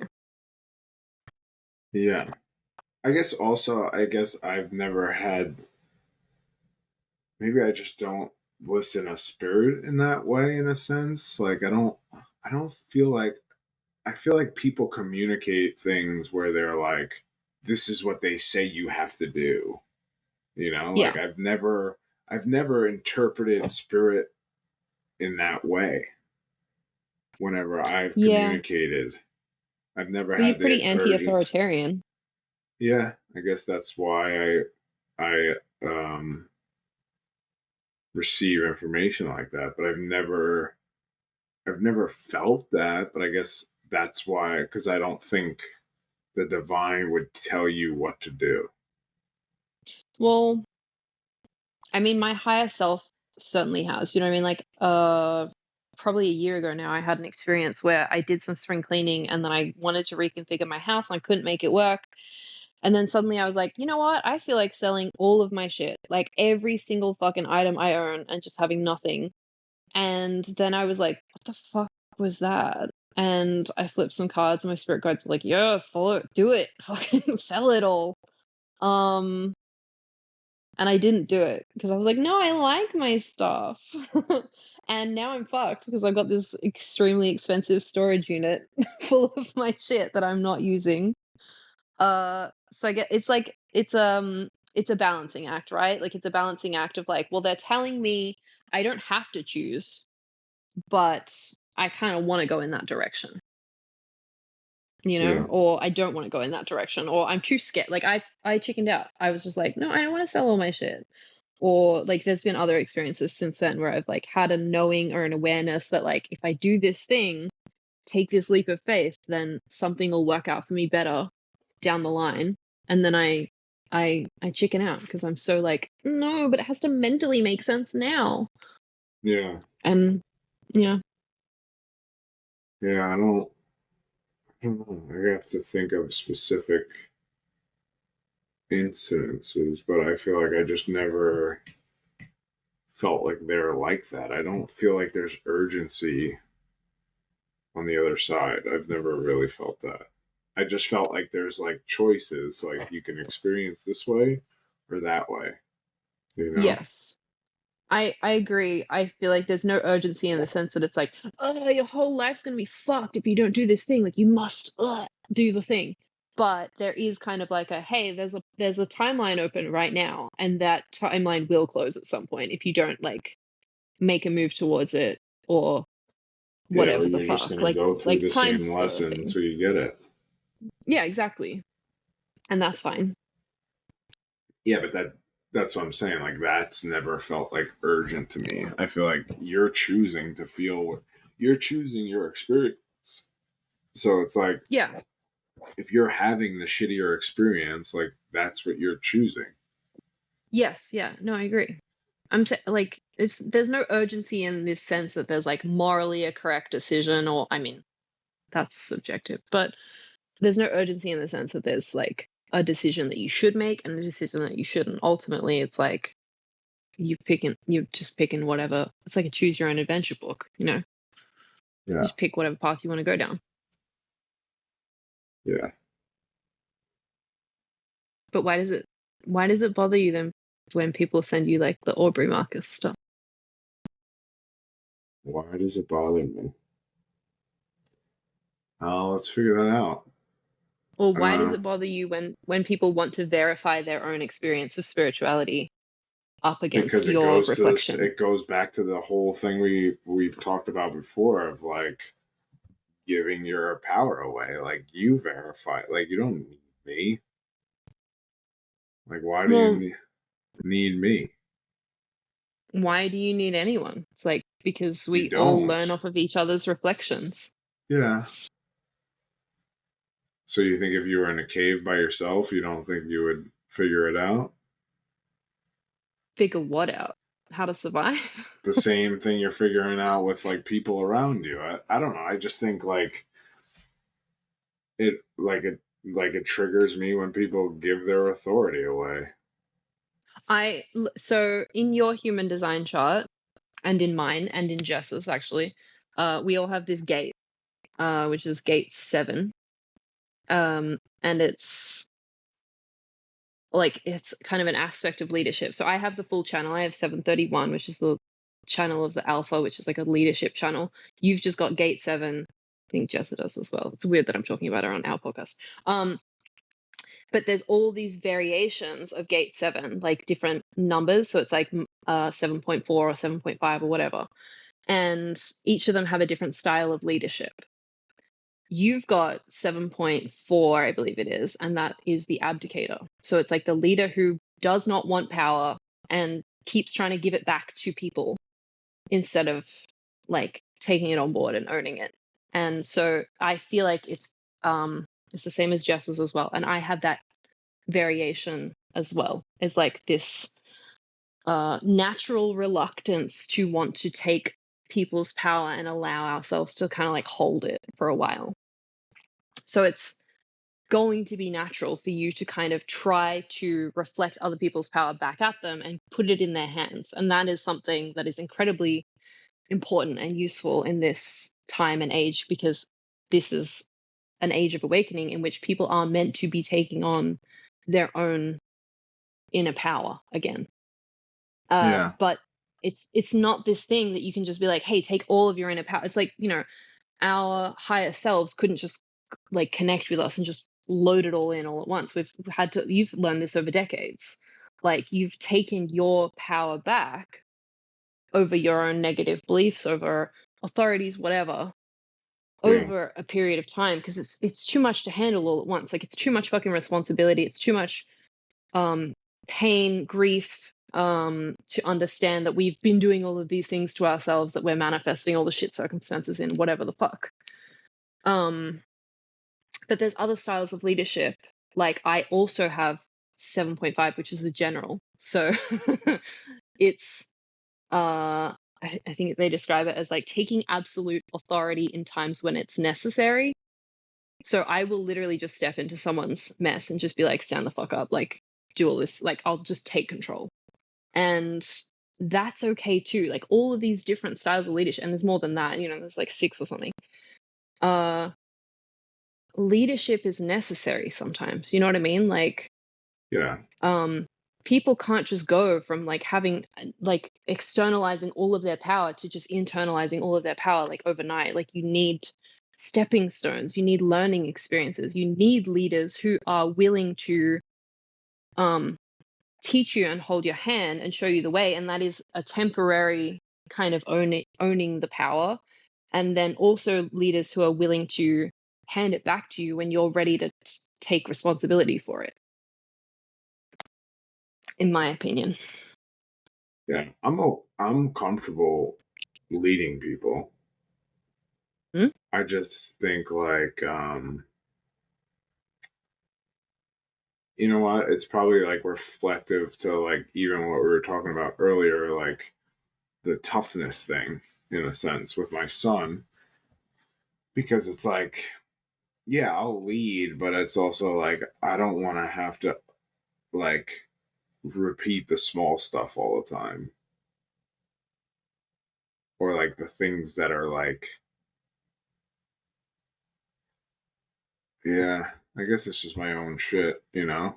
But it's like you always, I don't know, like I feel like the repetitive lessons are just like, maybe it's boring. Maybe it's just like, What's specifically, if you could get a little more just specific? like, I don't know specifics. I can't think of specifics, but it's like, when things are like repetitive, it gets boring. Like Hmm. something and I'm sure it's like my own shit too. It's like your things you should know or have accepted already. You kind of still go back every once in a while and worry about them. Like Do money's you? the best. I think money's like the best example. It's like, money's fake and it's like just energy, but then it's like you worry about lack sometimes because it's like conditioned in you, and it's like every once in a while you'll have like these worries about it. I feel like that's only reflective of a belief that hasn't been transmuted. Yeah. Yeah. Like you literally wouldn't worry about it if it didn't occur to you. And it always doesn't occur to you once you've actually fully uprooted the issue. Okay, but do you think there's things that could influence that outside yourself? Like what? I don't know, like certain, I say like astrological transits. What do you, So I believe my understanding of the planets is that they're actually reflecting the collective rather than influencing the collective. they're The collective's reflecting? just moving, yeah, like the collective's just moving through energies in this cyclical kind of way with all of these different like planets on different cycles at different speeds. And the planets are representative of our energies doing those circles and running those loops. Planets are reflective of those. Yeah, I mean, I would agree. I agree with that, I guess. I mean, like, I'll give you an example. Like, I remember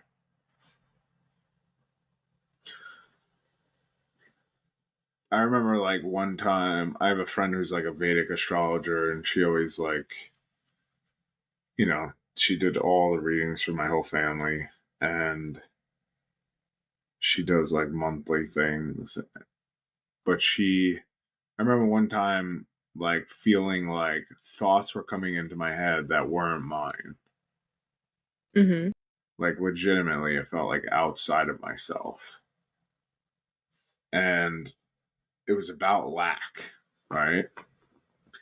So I said something to her because I was at the time I was working with the planetary energies and like working with ritual and stuff like that. And she told me that Venus is my Lugna Lord, or my what do they call that, ruling planet.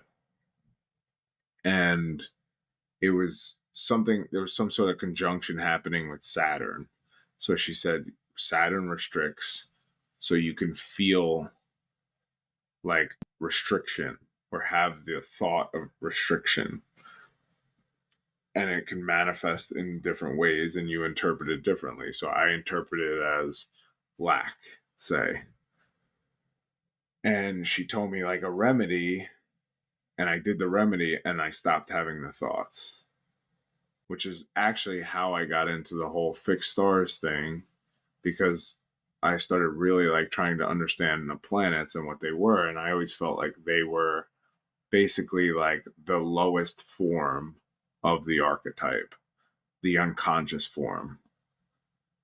And the stars and the fixed stars are actually like the more evolved form. So that's why you work with the stars, is because it raises like whatever's like the unconscious blueprint within you. It raises it to its highest frequency, or its like more Hmm. evolved frequency. Therefore, raising your form in a sense. Yeah. Look, I agree with all of this. And like you can do a lot of things in the outside world to help you along the path of consciousness and to affect certain things in yourself, because all of this is just a blueprint, right, for what's kind of going on inside of us. Um,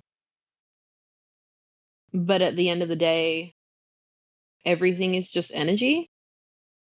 Does that make sense? Like the planets are as much of an illusion as the couch that I'm sitting on.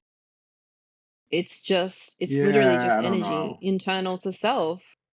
Yeah, but I think it's also like the whole egregore of like, it's like why does a mantra have power? Well, it's been said for 3,000 years. Those specific mantras have more Yeah, power because it's like a planet has even more power because it's like it's been around and worshipped millions. forever.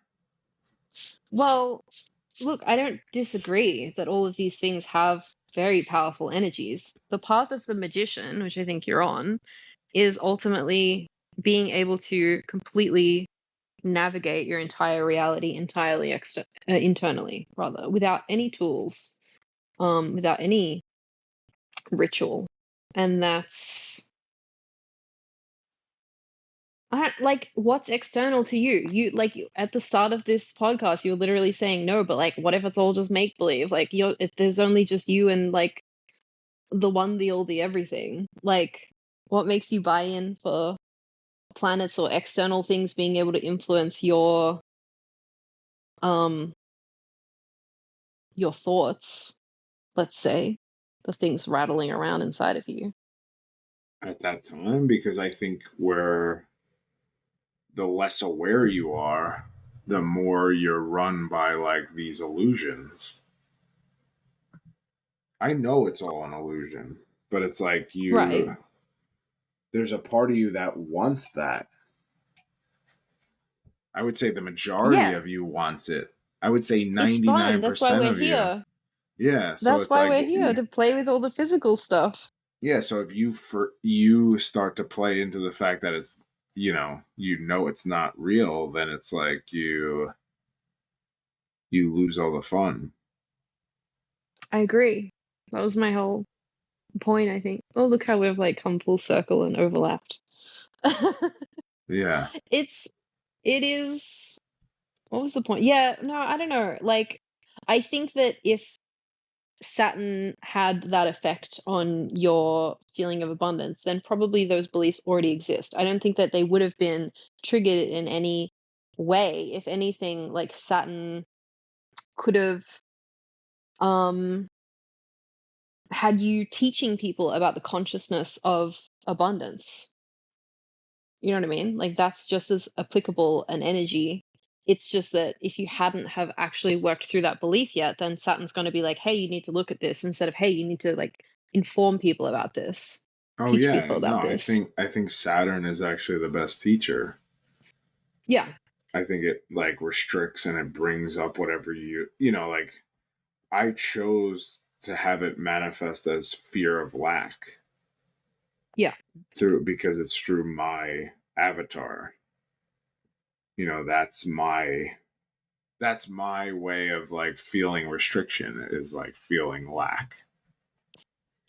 So it's Okay. like you're just basically bringing through Saturn's energy through your avatar. Yeah, I mean, the fact that Saturn was on Venus is very reflective of abundance, whereas if it was Saturn on Mars, it might have been restriction around passion or sex or something else. Yeah, But like yeah, it wouldn't have affected you specifically that way if you genuinely didn't have any concern about lack. And if you yeah, didn't have any concern about lack, you probably would already be like living in the mountains and being like a full-time medium or whatever. yeah, for sure. Which brings me to a question. Um, you said you love that feeling of like generator satisfaction. Do you get that feeling when you do mediumship sessions with people? Uh, Not really. I don't really Okay. like doing mediumship as much anymore, to be honest. I don't do it as So what much. what in the woo-woo sphere or field gives you that sense of satisfaction, if anything? I would say the fixed star stuff. Okay. So it's just whatever you're kind of like doing in the moment that's interesting to you. Yeah, I feel like I tend to kind of follow whatever's interesting. Does it feel just as less than or more satisfying than when you do like a hard day of work on your house in the summer or No, I whatever? think I also like physical. Like I feel like I like the physical activation as well. Like being physically tired. Yeah. That's like a Hmm. whole nother layer of that. But I don't know. I've never really done mediumship like for 10 hours straight. Yeah, but you still get even if you just do one session, you would still get that kind of like, oh yeah, this feels really good to do kind of feeling. It does feel really good to do. It's just like, uh, yeah, it does feel really good, but I'm not as excited about it as I used to be. Okay. Sometimes it's just boring. It gets a little boring. Mm-hmm. I like So if you teaching. could, okay, tell me I feel, more. I feel like I get more excited from teaching, but even teaching, No, I feel like the fixed star stuff makes me feel like the most elevated. Okay. Not necessarily like the generator, like burnout thing, but like being in that space is the most high, I would say, I feel like from like spiritual stuff, Hmm. you know? And it's also like, I think I feel like mediumship isn't weird enough for me anymore. Yeah. Like I need something weirder, you know? Like that's why I like Totally. bringing in like taboo stuff, like sexual stuff kind of makes it like a little more like uncomfortable, you know? Such an Aquarius. Yeah. No, I need something weirder. I feel like too many people know mediumship now. It's like, all right, it's kind of a little boring. I Yeah. still do it. I just offer like general sessions instead of like locking into like just mediumship. And a lot of times, like, I feel like people sign up for a mediumship session and then like they want me to do like clearing work with them or stuff like that, and then like people get turned off because they're like, I wanted a mediumship session, so I don't like kind of boxing myself in. Yeah, that's how I feel about my sessions as well. Even though like it kind of feels all the same to me, like I feel like I'm doing the same thing every session, but it's all these like sometimes I'll do cards and sometimes I'll put a crystal in someone's hand, and sometimes I'm like like saging them, and sometimes I'm, you know what I mean? Like it's I just like to have the freedom of intuition and knowing what to do in the moment instead of like this someone being like, I want a tarot reading. I'd be like, no, guess what? You need something else probably. Yeah. Yeah. Yeah, so I kind of like to do what I feel is like activating. That's I feel like that's kind of how the universe is meant to run, and it's because of the systems that we've been engaging in for so long that we all think that we need to like lock in what it is that we do and like have one fixed kind of offering, or what like, or like even just putting things into categories and being like, you can have this type of session or this type of session or this type of session. Like it's so Age of Aquarius for all of us to just be like, hey, I'm just gonna like be myself and you can like pay me for my time Yeah. and we'll get somewhere. Don't know where that place will be, but we'll get somewhere. Yeah, that's why I kind of changed that about maybe 2 years ago, where I just made it like a general thing of everything I offer and whatever like comes up. Yeah. Because like sometimes mediumship too, people like get this idea like, oh, I want to hear from my dad, and that's it. Like if somebody else comes through, they're disappointed, and like that's why I just rather do something where like I just communicate with spirit, and whatever really comes up, and we do. Well, a lot of mediums do give that warning that they're like, whoever comes through is whoever's going to come through. Like, I can't specifically pick one person. Yeah. No, I always do that, but people still have the idea like, oh, the person that I want to hear from is going to be the first person who comes through. Yeah. Well, I think this is kind of like key to authenticity, right? Like the more authenticity that you can find and be and embody, the more that people who don't actually want the thing that you're offering will be deterred away from you. And the Yeah. more that people want the thing that you genuinely want to offer will be attracted to you. Yeah.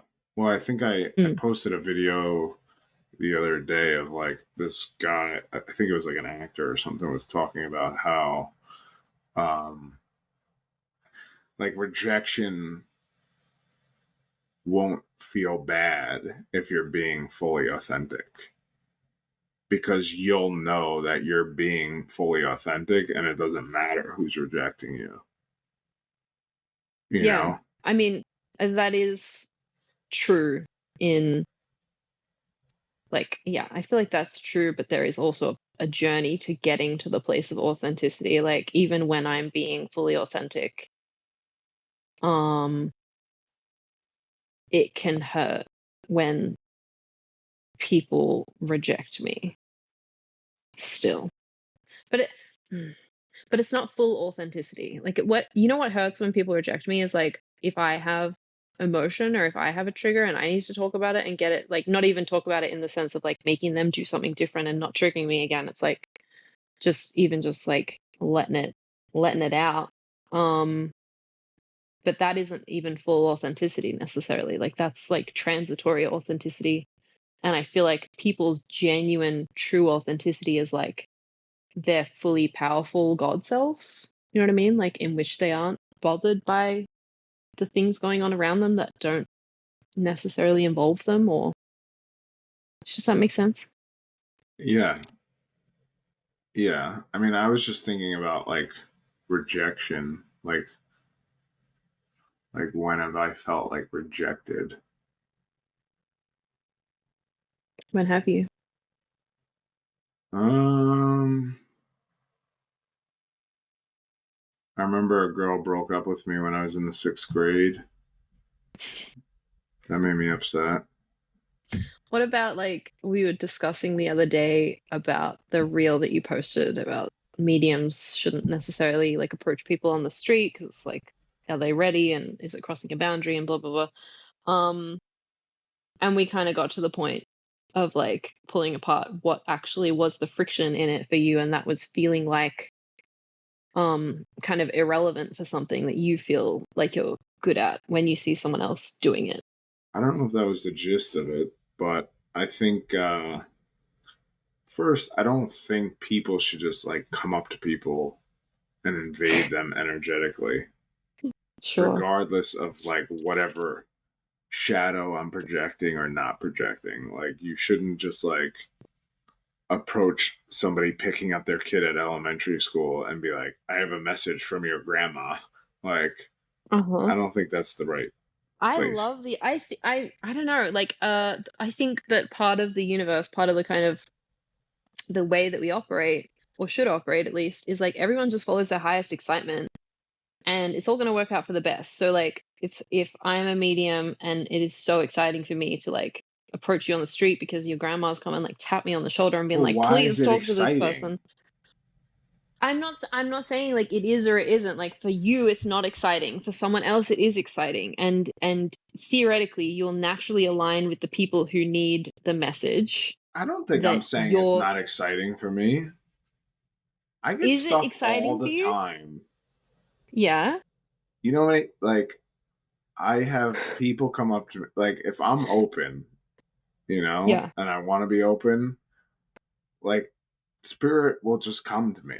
Like, I know people Yeah. I work with that, like, their loved ones come to me all the time and want me to say things. And I don't. Yeah. That's exciting because I'm like, I have, like, my own secret about you that you have no clue I'm even knowing. Like, That's what? so you find it exciting to know something about they're like, I don't know, if this were a human experience, right? Say we'll take spirit out of the equation. Someone were to approach you and they're like, "Hey, I know that you're seeing my sister this afternoon. Can you pass on this message to her?" And you walk into that room just being like, "None of my business. I love having a secret about you and knowing what this message that needs to be passed to you and just not telling you what it is." Like, I hate that. There's somebody that like comes to me that wants me to like straighten out some, like, gives me the energy of needing to straighten somebody out, Okay. and like that they're not doing the right thing kind of, and all this stuff, and it's like somebody I know, and I'm like, I'm not that's not my job to straighten out your family. Like, Is it me? It's not me. no, it's not you. Okay. Just had to check. And it's like their grandfather, and he gives me the vibe of like, you need to tell him this, and I'm like, I don't need, it's not my job to straighten out your family. Like, Right. you should have raised them better. I don't know, like, it's true. I know it's true. It's hilarious. It's like this is on you, guy. But it is, right? Like, and Amazing. I actually did talk to him eventually, but I didn't tell him what I was experiencing. But the point is like, it's still, to me, it's still like an energetic it's like a consent thing. Like you're not, like I was always taught, maybe it's just how I was taught to. The person who taught But the me was universe doesn't very, care about morality. yeah, that's kind of a weird way to put that. That's a weird Well, spot to say that. my point is, like, I agree with consent. That's the whole point, right? Like, if I'm a medium and your relatives tapping me on the shoulder and been like, "Can you pass on this message?" I would approach someone and be like, "Hey, I have this message. Do you want to hear it?" That's where the consent comes in. It's not up to you to decide whether or not they want Yeah, to but hear they it or didn't whether say it's that. They didn't say that. They just blurted it out. right. It Well, was more of people like, you need people to are hear messy. this. That was the Yeah, energy of it, which right. is Yeah. like I get right what you there. mean. Somebody saying need is like you're projecting lack or like some sort of issue onto this person without even really fucking knowing them. Everyone does that. Everyone projects their shit on everyone all the time. That is the nature of the universe. Like what I understand what you mean. I do. I comprehend the idea that, with spirit it's a little bit more delicate, especially with passed on loved ones and things like that. But there's always going to be messy people in this world. There's always going to be people who like don't have subtlety or nuance. There's always going to be people who um have a more limited consciousness, like that. Like people have been mediums for centuries. They do not need to be very conscious to be mediums. Like No, I it's a goal of mine to be a clear channel, but it's not necessarily applicable to every single person. And I don't think all these gifts and things should be restricted to like the tippity top consciousnesses of people, because it's just like that's just the universe is interacting with other people's energy. And um finding how it is that we want to navigate the world rather than trying to lock ourselves into a societally, do you know what I mean? Like the whole idea of morality is exactly what has kept us in this um box of this is what society deems as right and this is what society deems as wrong, and it keeps you clicked in with the restriction of the collective acceptability of things. And the nature is that like we should all just be following our excitement. So for that lady, it was exciting to walk up to that person, just barge into their fucking life, project all their shit, be like, "Oh, it's so urgent. You have to listen to this." Blah. Uh, Yeah, but how do you and like? and go on. How do you decide what's excitement based on like your like authority excitement or like your ego excitement? Me personally, I am now operating on my authority, and I agree that is the way that things should operate. Um, but How do you we know it's don't not live in some a sort world. of ego like recognition or because she gave out cards after she gave the message, Yeah. like personal business cards. I'm not saying this is the most ethical person in the world at all. I'm not saying that she's morally correct. I'm just saying that, like, if anything creates any friction within you in the outside world, it is a matter of reflecting within, right? Is this not the goal that us as mystics have taken on and pursued? Like, you're never going to get into a world in which everything just operates exactly how you think it should. Yeah, I don't think anybody should operate anyway, but I think there is a certain like level of consent energetically. Like I'm not, like I don't care really. And that's not the Why is like it? dismissive I don't care. It's like I think I think honestly my real opinion is like if you feel like you really want to give somebody a message, then do it. Like but Yeah. it's also like there's a weird place where people who are grieving like sincerely grieving and you just like punch them in the face with something, I don't think that feels good either. I am not saying it feels good. I'm not saying it feels good. I'm just saying, like, if the universe were based on, are we going to trigger people by doing the thing? We have a fucked up kind of system of operating, because then I wouldn't be able to be my authentic self. My authentic self is going to trigger plethoras of people at this stage, especially.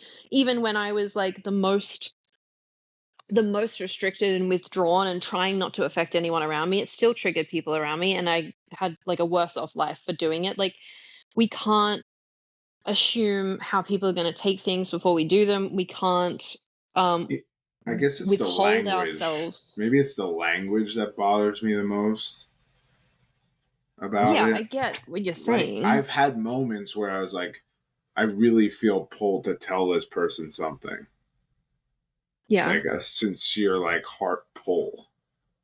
And I'm sure I have told people. But it's also Then like, tell them. this language of like urgency and needing that I guess maybe triggers me the most. Why does it trigger you? Because I feel like nobody needs anything really. Sure, nobody needs anything. We should all just lay down and fucking die. Yeah, maybe.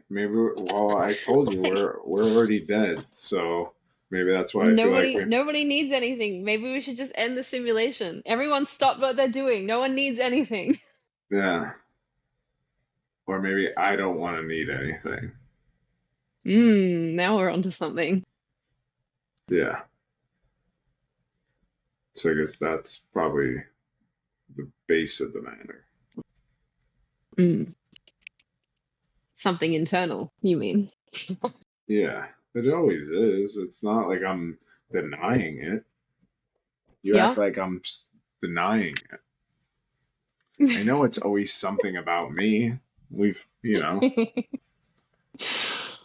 That's the fun part for me. You know what I mean? Like, discussing ethics and morality, for me, it's becoming gradually more um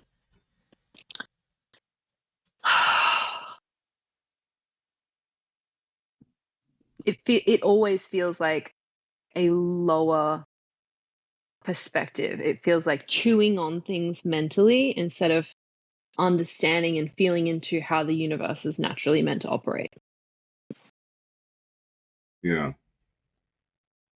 Does that track? Like I've heard Bashar say, like, no, you guys wouldn't like our society because it's fucking chaotic. Like, everyone just does exactly what it is that they are excited to do in that moment. And it looks messy. And all of the bad things, quote unquote, still exist in our society. We're just accepting that they happen because it's part of the experience. And we all put it through like a neutral or positive lens of operating. Like, we make positive decisions regarding it. Like, so in that example of the lady walking up to someone, like, ethically, yeah, there are probably considerations to make and there was probably a better way of delivering it and X, Y, and Z, but maybe that person really genuinely needed to hear that message. Maybe that person really needed to be triggered about that thing. Maybe it was like either way, it is something to interact with in this way of, like, I don't know, maybe it was a learning lesson for the chick on the receiving end to be like um standing up for her boundaries, or being like, yeah, this was uninvited, thanks, no thanks. Like, yeah, the universe doesn't operate on not triggering people. The whole kind of thing with being here on earth is that, let's say, half the time you're going to be triggered about shit. The other half of the time you're going to be like, yay, this was a great synchronicity that the universe brought me. And the skill is learning to receive everything through your own lens and not lash out at people because of what's going on internally. yeah, yeah. How you doing? Me, I'm good. I'm good. I Hmm. just yeah, like I feel like I know these things about myself. I just it still bothers me, I guess, when people are just like, I don't know, the whole new age woo woo people to make it so much worse in a way. Say that again. The whole new age people, like, it didn't help that she was like very woo woo looking and like, All I can do is bring it back to like, um, what is it that bothers you about it? You know what I mean? Like, it it's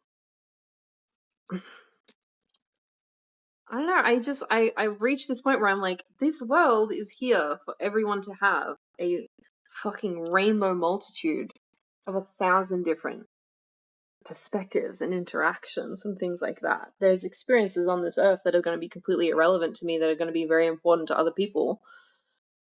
And it's just like there's just so no point trying to dictate how other people should operate in this thing. It's all about self-integration at this point, unless you want to go down in consciousness, and that's fine too. Like it's all just a choice, right? yeah. And you're like more than welcome, because I do get to this point of like understanding all this stuff, and I'm like, okay, well, what's the point in talking? What's the point in I was putting just my thinking that opinion the out? other day. What's the point of talking? But it's like it's so fucking pointless to get to the point where you're just like, well, what's the point of doing anything? It's just you might as well lay down and die. So you're more than welcome to put your opinion out on all of these things. It's just that between you and I, like, I respect you as like a mystic and a magician, and I'll always poke at the things that cause friction and triggers. Yeah. I don't like think about it that much, to be honest, though. Like, I don't, it's not, it's just like, I feel like, uh, see, I keep going back to I don't really care. No. I don't care what people do. Just don't bother me. Like, like don't just don't bother me. That's all I ask. What bothers you? Just like Because you go get do your bothered about own. things that people aren't into. Like that lady on the street wasn't bothering you. She was bothering someone else. You were like, how dare you bother someone else? She was tapping into me though, which I think that's what initially is like bothering. Do you think that people are always consciously aware of when they're tapping into someone? No, I don't. But that's what it bother. That's why it bothers me even more that she doesn't even know what she's doing. I can tell she doesn't know what she's doing. But Do you know what you're doing on every level of reality? well, I would say no, maybe. I And don't does know. that bother you? Does it bother me that I don't know? Mm-hmm. Mm, no, because I feel like most people around me, I'm more aware of. Mm-hmm. To be honest, I'm like that too. I'm kind of like, I'm doing all right. no, I just think like I think she doesn't know that she's like projecting her energy into my field. She only Right. knows that I pushed it back at her. Like she could feel that when she knew that I could feel because I could feel her acknowledgement. Right. You know, but I don't know if that even necessarily bothers me though.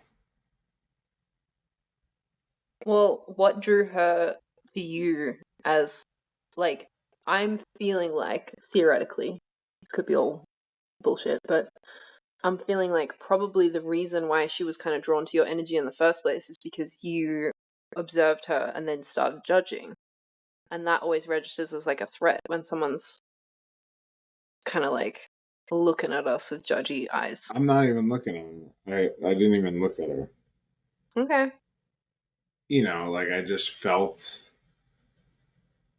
I could feel her like I mean maybe that's why it felt a little gross too, is like I could feel her trying to like tap into everybody's energy to see like who would communicate. Right. You know, She's like, you feel like she was kind of trying to she was like the show her lawyer. purpose. She's like the lawyer who's chasing an ambulance. Yeah. You know, that's the vibe. People are going to use this stuff for all kinds of means. And I feel like 9 times out of 10, people don't often do things for deliberately nefarious reasons. They feel like they are doing things for the right reasons, even if they're unconscious reasons that are negatively self-serving. No, I think she probably has good intentions Mm. and is trying to like, you know, connect the spirit for people and um you know, thinks she's like serving humanity and like I don't think she necessarily I don't think she's a bad person. I just she energetically she felt like a nice person, but it was just like the pulling and the reaching and the you know imposing like your you know Mm. So then it's like a what lesson is that for you then? what Like, lesson does is this it for want to me? change how you operate? Do you maybe want to start approaching people No, I wouldn't. more, even in a consensual way that's like, hey, I have a message, are you like open to it kind of thing? I'm not that open, to be honest, with people like with spirit. I rarely allow them through unless my intention is to communicate with them Right. because I don't think it's healthy to be like that. Most lifetime mediums that I know who are like that have health issues. Interesting. I think there's like an imbalance happens if you're that open. What health issues do they have? Weird, a lot of different ones. It tends to be autoimmune. Okay. Um, a healer, no, I know who I think to this day was the best energetic healer that I've ever worked with. Always had a mound of health issues, Mm. and she died. She recently died, actually. But she was by far the best healer. But she always had like weird, random issues, like she had to have surgery on her foot that like she had repetitive issues with like her one foot like Mm. why like it was always like weird little things like that. She would get like weird flare ups of like different things and I think she was just like probably taking too much on, but that's why I think like to be open all the time isn't healthy. I maybe you're right. Uh, and I do feel like, I mean, to be open all the time is kind of a lack of boundaries, right? Like, um, and then I feel like this is going to be controversial, probably. I feel like every single physical ailment that comes through us, or maybe not every single one, but like the majority of them that come through and like, affect us physically are symptoms of greater things going on in our, like, all the different layers of self that are like trying to be alchemized through us. And if we're in resistance to looking at that thing or learning the lesson or being conscious of the pattern or whatever, that's when it kind of manifests. And I could Yeah. see a scenario in which someone's like my life, for so much of my life, I've hardly had any fucking boundaries with people. Even now, I I don't know if I'd say I struggle anymore, but like it's still challenging for me to like uh say no to people or shut stuff down that I don't want or whatever the fuck. Or it can be challenging. And that's all just symptomatic of like trauma. You know what I mean? And like negative belief systems. Yeah, I mean, I believe that's what like I don't think that's controversial. I think that's what happens. I think energetically we have like repetitive thoughts that become like energetic patterns, and when you don't break the pattern, I think it eventually manifests in the physical for being an energetic pattern for so long. Yeah. Yeah. And we've like I mean, science has now proven that autoimmune diseases are pretty much always manifestations of like repressed emotions. I Yeah. have one. I've celiac disease. We've all like, since like 2019, we all half of us came out with like autoimmune issues. Um, I think that is kind of